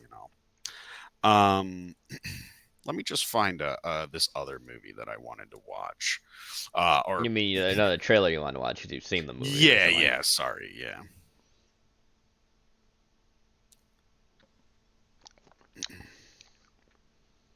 If this would. All right, Google, you and your fucking. Are they giving you ads still? Always. I've downloaded fucking ad blockers, but I can Night Watch. I think the best attitude to take is that you'll have yes, plenty this of is quiet actually time like to a study. really like I think this Assuming might have the went idea doesn't bother you. Some people it bothers. Under the radar? Didn't they tell you? a little bit under the radar, or maybe not a lot of people remember it. It looks familiar, but it's just you And then Dakota, I'll talk to you about that in a minute. Martin Bells was a full-time student who needed This a is really nighttime 90s. job. how could you give away all your nights without talking to me first? It's a test. I'm testing myself. You don't think it's Strong weird? Heat I is have a pretty high Heat is a good tolerance to that movie. sort of thing. Yeah, he does a good movie. But he just accepted the wrong one. A 17-year-old girl was found dead this evening. The third in as many weeks and the sixth in the last 2 months. I saw her in the hallway. Now, Deputy Inspector Bill Davis. He almost looks like a guy from Frankenhooker, but I know a he's not. series of murders When you're dead, you're dead. That was John C. Reilly, by the way. have invaded his And life. Josh Brolin Murders like and this Nick one. Nolte. Let me tell you, they are well beyond the need to What's that justify line? what they do. What? They just do it. In the mind of the police, Tell me, Martin, you did your rounds last night? Of course, why? I see a dead girl. Now the doctor tells me you're the only one. Hey, Brett Dorff. he's It the is, prime yeah. suspect. They know who it is? They have a suspect. It's me. Boy, they got the wrong guy. He didn't do it. Martin is not a murderer. I think someone's trying to frame me. Sure, kid. Martin, if this is what I think it is, there's someone very dangerous standing right behind you in the dark, breathing down your neck. And in the So it's eyes kind of a the killer, whodunit, huh? he's the Yeah. next victim.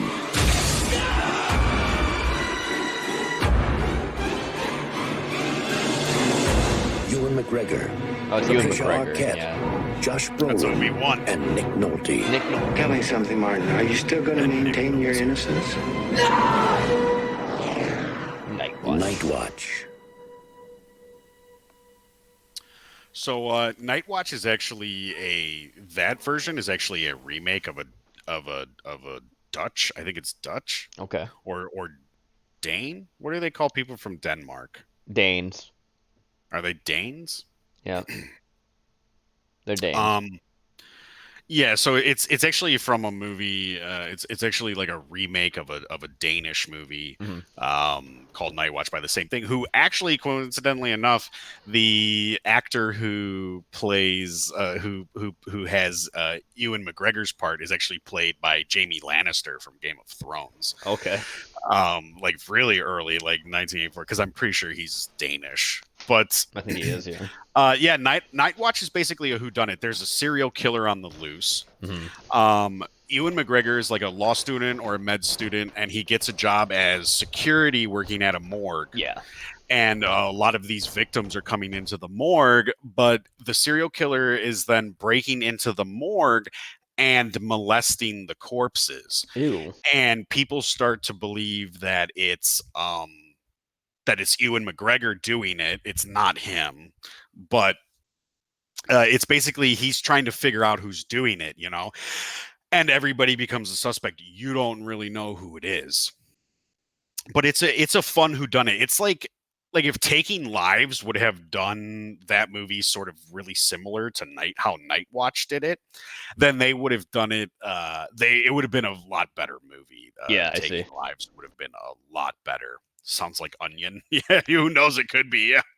Josh Brolin, LOL. He was just in the news for that perineum tanning and getting a sunburned asshole. That's right. He did get a sunburned asshole. I remember that. Ugh.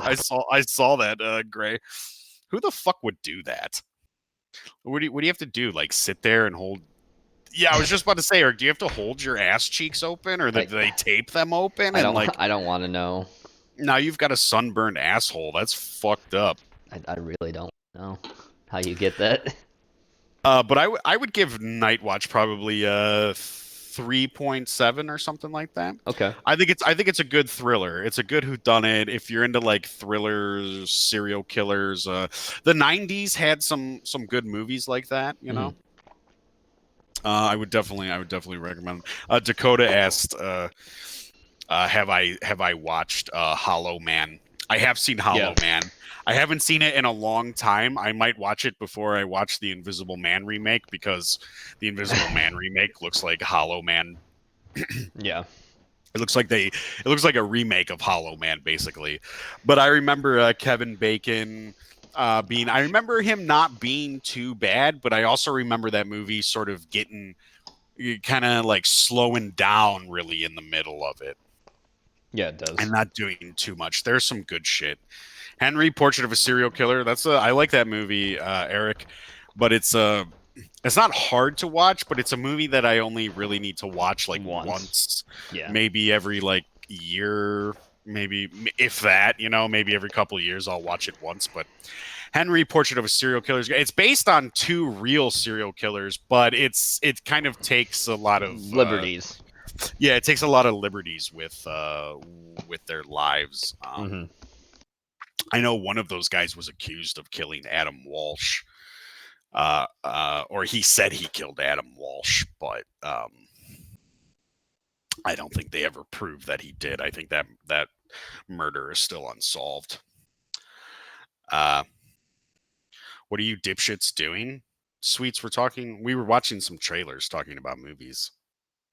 Why do you hate us, Sweets? Why do you just hate us? He just does. She just does. Why, Sweets? Why? Yeah, Gene, do you have any like trailers or anything you want to talk about? I basically just watched one movie, so I'm not really haven't watched anything too recently. Most of the stuff I usually save for our show. So. Oh no, that's fine. We got some time. Let me. This is a movie I actually watched. Okay, give me a minute to get Windows Capture up again. Sure, yeah. You're good. You can do it now. Ooh, I don't want to pick that one. Okay, I'll pick this one. Hopefully there's not a problem. Here we go.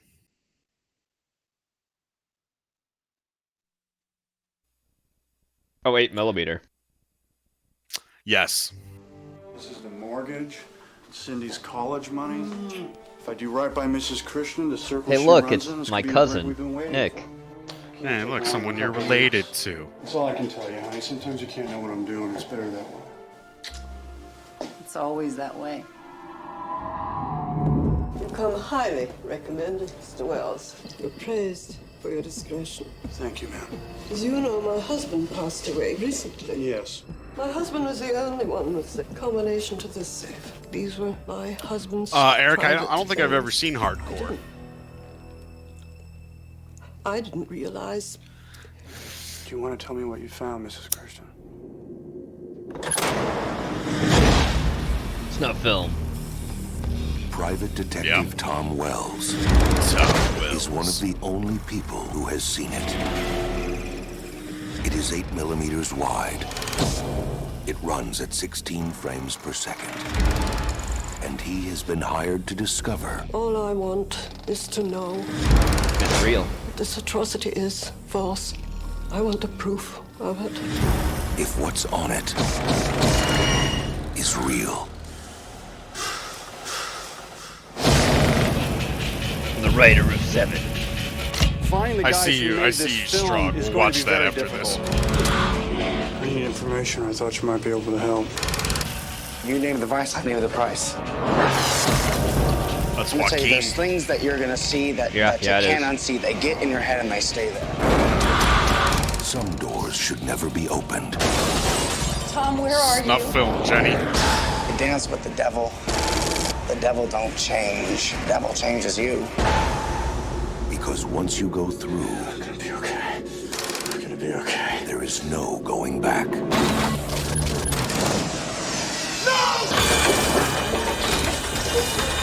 Smells is killing me. Nicolas Cage. I'm trying to understand! Wherever you were, just forget about it. I can't. There's no one left to finish this but me. 8mm. Yeah, Jenny. Children of God called. Filmed by Joel Schumacher. And yeah, Joel Schumacher made this movie as well. We showed a lot of. Let me. Eric sent a trailer. I'm gonna put this in because I've never seen this movie before. Okay. So what did you want to say about 8mm before we do that? I was was it the best? I liked it a little less than I remember. Mm-hmm. But what I did notice is that Nicolas Cage is actually acting. Yeah. He actually does a really good job. Yeah. And he doesn't like go overboard or anything. He's not a meme. And Joaquin Phoenix is actually good. He actually does a good job, Joaquin Phoenix. And I don't know if that's because he's trying, because it's excuse me, one of his first roles or something. Yeah, it is, I think. But he actually does a good job. I was actually kind of impressed with him. But it does kind of get a little, I don't know, tedious. I think it's a little too long. I think it might be about 25 minutes too long. But it's got James Gandolfini in it. And the guy who played the devil in Constantine, who I think is one of the best. Louis Cypher, yeah. Yeah, he's one of the best interpretations of the devil I've seen in a movie. I just like him in the all white with like the tar feet and shit like that. Yeah. I think that's cool. But I like it a little less. I'd probably give it like a 3.3 maybe.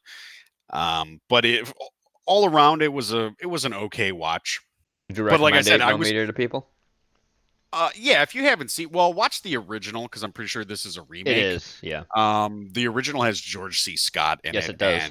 And his acting is just better than Nicolas Cage's. But like I said, I was sorry, cousin Nick, but I have to agree.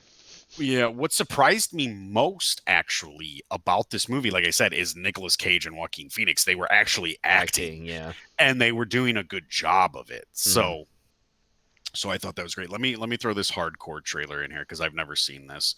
Always good. This is the original. This is the 8mm George. Okay, so I do know what this is. Yeah. A controversial subject. It always has been kind of a thing, the idea and the myth of the snuff film. Actor.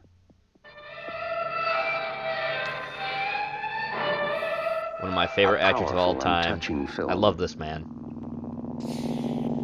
A movie which will take you into a world never dealt with in a major motion picture. Yeah, right. 42nd Street. A father searches for his missing daughter, only to find she has been used in a sordid and shocking way.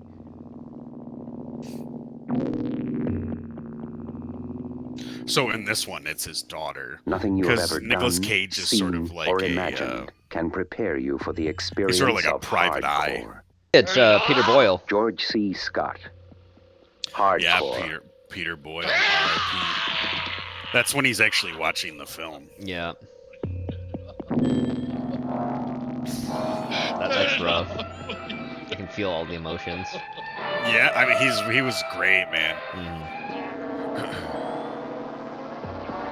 Could you guys get away with showing this one night? I mean, if it's on YouTube, we might be able to show it. We can't put it on screen, no, obviously, but we can't put any movie on screen. I think we only watched one movie on screen. We watched Dark Side of Midnight. Yes, which was fantastic. Thanks everybody for showing. Strog sent me this trailer too, so we'll check this out. We're coming near the end anyway. Yeah, we are. So we'll just watch. This is what we do with this show. Yep. Miramax. We walk out of here. Reindeer Games? Never heard this one. Oh, it's got Ben Affleck in it. Oh no. Hot chocolate, a piece of pecan pie, right? He was a reformed ex-con who wanted to start a new life. You, Ashley? Oh no, Charlie's Theron. For so long. She was the girl of his dreams. When I read what you wrote to me, I said, here's a guy they say is a criminal, but he's not. When I get back But to he's that room, not. you better be wearing nothing but a candy cane. Welcome home, convict. Hey, sis. Gary Sinise is probably the best part of this movie. I read your letters, convict. He knows you worked at that casino. Stands a team of criminals who wanted to take down the state's richest casino. It's just my luck. Finally meet a boy that I'm crazy about, and What state is this? Canada? worse than I do. You want to hear about possibly. that job of mine? I want some hot chocolate and some pecan pie. Let's start talking. I can really go. Isn't Ben Affleck funny? What started out as love Do you remember all those letters you wrote me about me and you against the whole world? We can have it all if you just give him what he wants. could end up in murder. What did you think's gonna happen? This thing's gonna be over? He's just gonna let me go? He's gonna shoot me in the back of the head like this. You're gonna give me a disguise. You're sending me into an Indian What the casino fuck is- dressed like a cowboy. That or a ballerina. Hey, He was talking to the manager inside there. Hey, look who it is, Billy Batts. It is, yeah. I'll go home and get you a fucking shine box. Rule 1. Never put a car seat behind the wheel. Ben Affleck, Gary Sinise, Charlize Theron. In the new thriller from John Charlize Frankenheimer. A thriller for ages to come.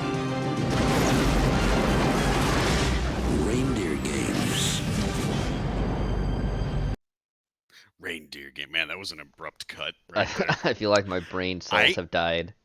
I haven't seen I've only seen Reindeer Games once, and I don't remember a lot about it except I did not enjoy it. But I've heard people talk about reindeer games a lot, and I don't remember too much about it.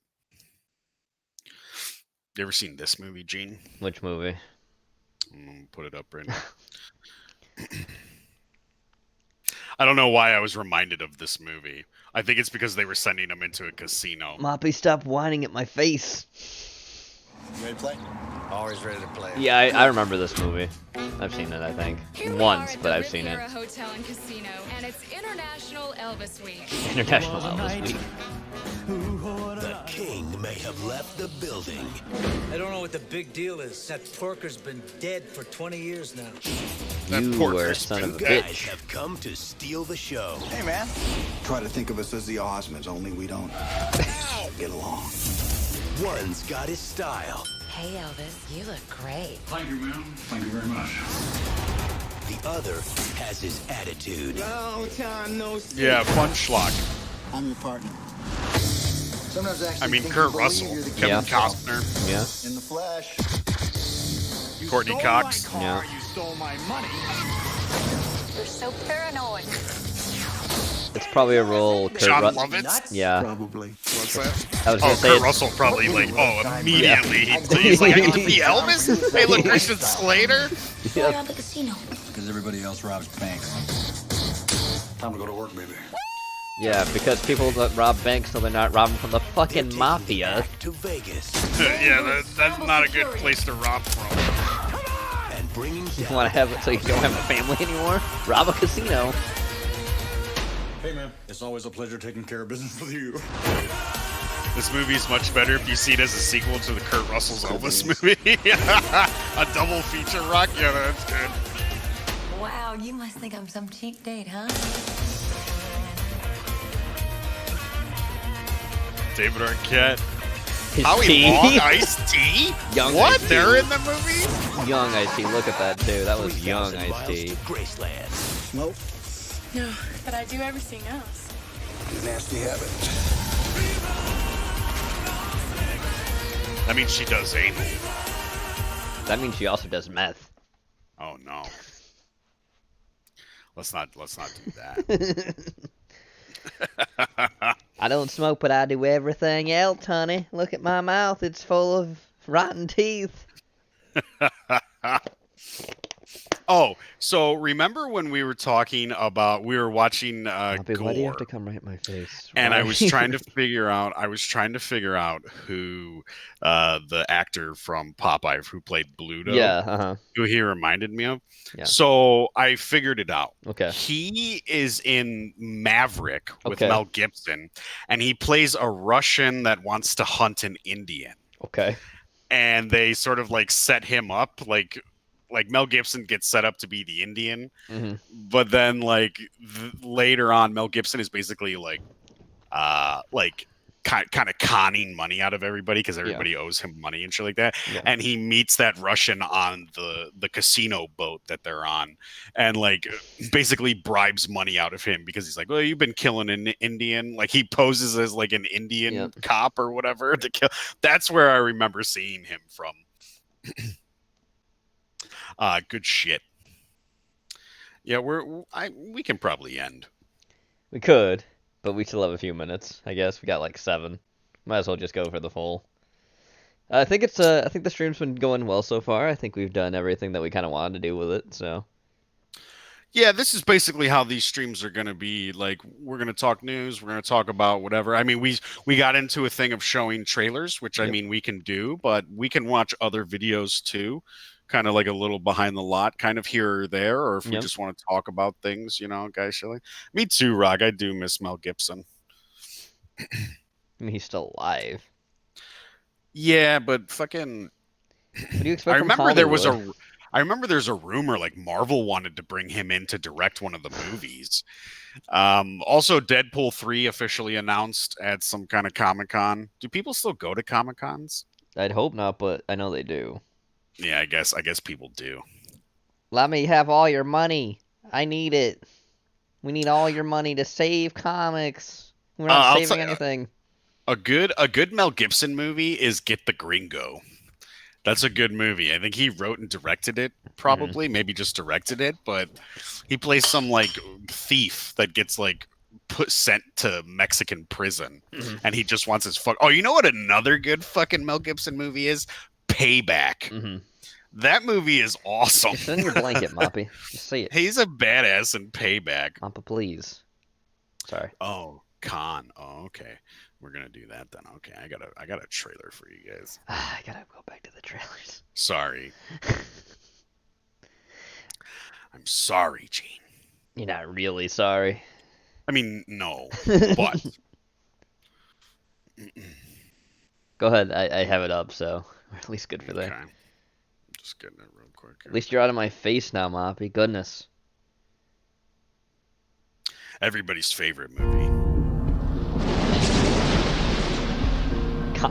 Yes, Con Air. Where he gets sent to, the judge tells him his hands are lethal weapons. Yeah, I remember that. He kills somebody. Highly decorated. Did a little hell raising when he was a kid, but nothing serious. Yeah, then he just kills a dude because he was trying. Yeah, he's defending his wife. Yep. Got in a drunken brawl. He wasn't drunk. And he killed the guy. Put the bunny down.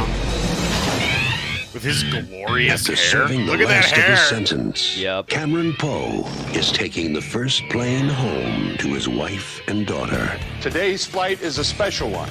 We're populating Louisiana's Felton Penitentiary. Why would you ever These do guys this? are the worst of the worst. See a lot of celebrities I don't among know. us. It's I see the 11 worst Primetime idea. Live, Regis and Kathy Lees, and a genuine Cyrus 2020 the Virus. That's right. What you looking at, punk? Nothing, I was just admiring your cage. But one wrong flight Stewardess, what's the in-flight movie today? can ruin Yeah, Who plays Rocky Cyrus again? John Malkovich. What happened? Yeah, it is John Malkovich. I forgot about Welcome to Con Air. John Malkovich. Johnny 23. You are not cleared Pinball, for takeoff. Swamp And nobody Thing. on this aircraft gives a Johnny flying. 23 is played by Danny The issue Trejo. here I is guess. how the plane is brought down. Shoot it down. Oh yeah, there's people up the there. guy from Star He's got a Trek. little girl to come home to. He's been waiting for this day for 8 years. What are you gonna do? What do you think I'm gonna do? What do you think I'm gonna do? Save the day. I'm gonna save the day. I'm gonna be the hero. Check your weapons. Take your seat Isn't that your car? and say your prayers. Oh yeah, Steve Buscemi, who plays like a fucking crazy serial killer. From Jerry Yeah, Bruckheimer, remember he gets close to that little girl. Nicolas Cage, Oh, yeah. John Cusack, He doesn't hurt her or John anything. Malkovich. No, he doesn't hurt her. You think he does. Yeah, but he does. How do you feel about the Gives her blackjack something. He tables? gives her something too, I think. Yeah. And he tells the story about riding through like 5 states with a woman's head as a hat. Yep. Con The only Air, thing I don't like about Connor, I just saw it in the directed by trailer. Simon West. It's just that Thank you, it's and got have a that pleasant 90s flight. style too. Yeah. It's a good movie otherwise. I really do like that movie. But Yeah, like Cindy says, just kick back and enjoy. Yeah. It's just schlock, and Mhm. it's fun and action packed. Like Nicolas Cage with that fucking fantastic hair he's got going on, and he gets away at the end. Yes, he does. Yeah. Watch this with The Rock, action double feature. Yeah, Strug, The Rock is pretty good too. Watch it, make it a whole afternoon, and watch Armageddon after. Remember the soundtrack to Armageddon? And I don't want to miss a thing. Because even when I close my eyes, that fucking song. Oh, no. God, that was in... God, that song was just all over the fucking radio, yes, all the fucking Holy- time. Yep. Did you know that Con Air is a sequel to Hackers, Porky? What? Stop. Just stop. Just stop. Fuck Aerosmith. Yeah. Some executive in Hollywood wanted the pedo to get away. Thanks for coming out, Dakota. Always Have a good appreciate it. night. Ugh, We're about to end here anyway. Yep. Gene, you want to do some shilling? Yes. I will chill. Tomorrow I will be doing a Mythos of Music on Mayhem at 9 p.m. Eastern Standard Time. Friday, Okay. you and I will be talking back here about Bruno Mattei, talking about all his movies. And Saturday, there's the Breen-a-thon. Yes, Neil before Breen. Sweets, will we starting at 3 p.m. Eastern? I believe you guys are, or it's 2. I think it's 3. I think it's 3 p.m. We're Okay. starting. So yes, the Neil Breen-a-thon starts at 3 p.m. on Saturday. Yep. So come join us for all movies or one movie or two. You know, double down on it. She says enjoy the ball sack. Apparently you see a ball sack in one. Oh, no. You see Neil Breen's ball sack. Oh, I see it. I see it in the actual image she posted too in the Discord. Oh no. Oh no. Yeah, that's the one where, yeah, that's it. Look closely. I don't want to look closely, no. Look closely, because that's it right there. So, I was going to mention this too. I don't remember if I had said this before or not, but I will not be doing a stream itself on Saturday because me and we will be doing our Warhammer streams from now on Sundays. Okay, yeah. Because we wanted more time with this body pillow. Yeah. Well, that's understandable. Sometimes you get lonely, you know. Yeah, and you have 15 and of them. Only your body pillow is there to comfort you. 15. Once you see it, you can never unsee it. Yeah, that's right, Sweets. 12, midnight strong. We're probably going till with the Neil. We were trying to like guesstimate how long it would take to watch all 5 of them. Mm-hmm. So it's probably like around 3 to midnight, I would say it's probably going to go for. It's not going to be a 24-hour stream, but it'll feel like it. Yeah, because of Neil Breen's movies. And bring all your laptops, because Neil Breen will certainly have his. But yeah, that's going to do it for us tonight, folks. We hope you enjoyed the show. Always appreciate you guys. This is a little new show we're going to do where we're just, like I said, free for all. We're just winging it here, just talking, having fun. Wherever we go, we go. Just a reminder, though, what the whole show is about more than anything else, and I put the image back on too. Hollywood is burning. The hills are burning, and hell has come for all those people in Hollywood. You can't escape in Hollywood. No, you cannot. Fuck you. The best service you could do for America or anybody really is to find a celebrity in Hollywood, find an executive, and just get under their skin a little bit. It doesn't take much. Yeah, it doesn't take much at all. No, they can't handle it. I mean, look at fucking Alyssa Milano, that fucking cunt. First of all, she's retarded. Yes. Second of all, she's a fucking hypocrite. Yeah, she is. And she don't shut her mouth. And, we separate the art from the artist. No, we don't. No. Not anymore. Not anymore. Especially you, Mark Ruffalo, you faggot. Fucking faggot, Mark Ruffalo. Those people want to talk their shit. Well, we'll talk their shit right back to them and just mock the fuck out of them. So, National Punch a Celebrity Day. Eric, I wish that was fucking... Instead of punch a Nazi, punch a celebrity. Find a celebrity and punch them. Or, better yet, get them to punch you. So then you can sue them and pay it out. I mean, Alec Baldwin's always a good choice. He's got a short temper. I mean, take his parking spot and he'll knock you the fuck over. And you can sue him for some fucking money. They believe in socialism, right? Yeah. They want that communist bullshit. Give me some of your money, Mark Ruffalo. Give me some of your fucking money. Exactly. So, everybody. Again, thanks everybody for coming out. We will see you guys on Friday. Yes, we will. Don't forget, Gene's doing his, what is it? Mythos of Music on Mayhem. Mythos of Music for Mayhem tomorrow at 9. And we will be back Friday. And don't forget, Neil Breen on Saturday. Yep. Yes. And Sunday, me and we will be talking about Korn for Chaos Corners. Okay, yeah. I love Korn. That's a great band. I'll drive around the Hamptons provoking Alec Baldwin into a lawsuit. Perfect. That's what I want to hear, Eric. Again, all right, guys. Have a good night, and thanks everybody for coming out tonight. Take care, everyone. Have a good night. Peace.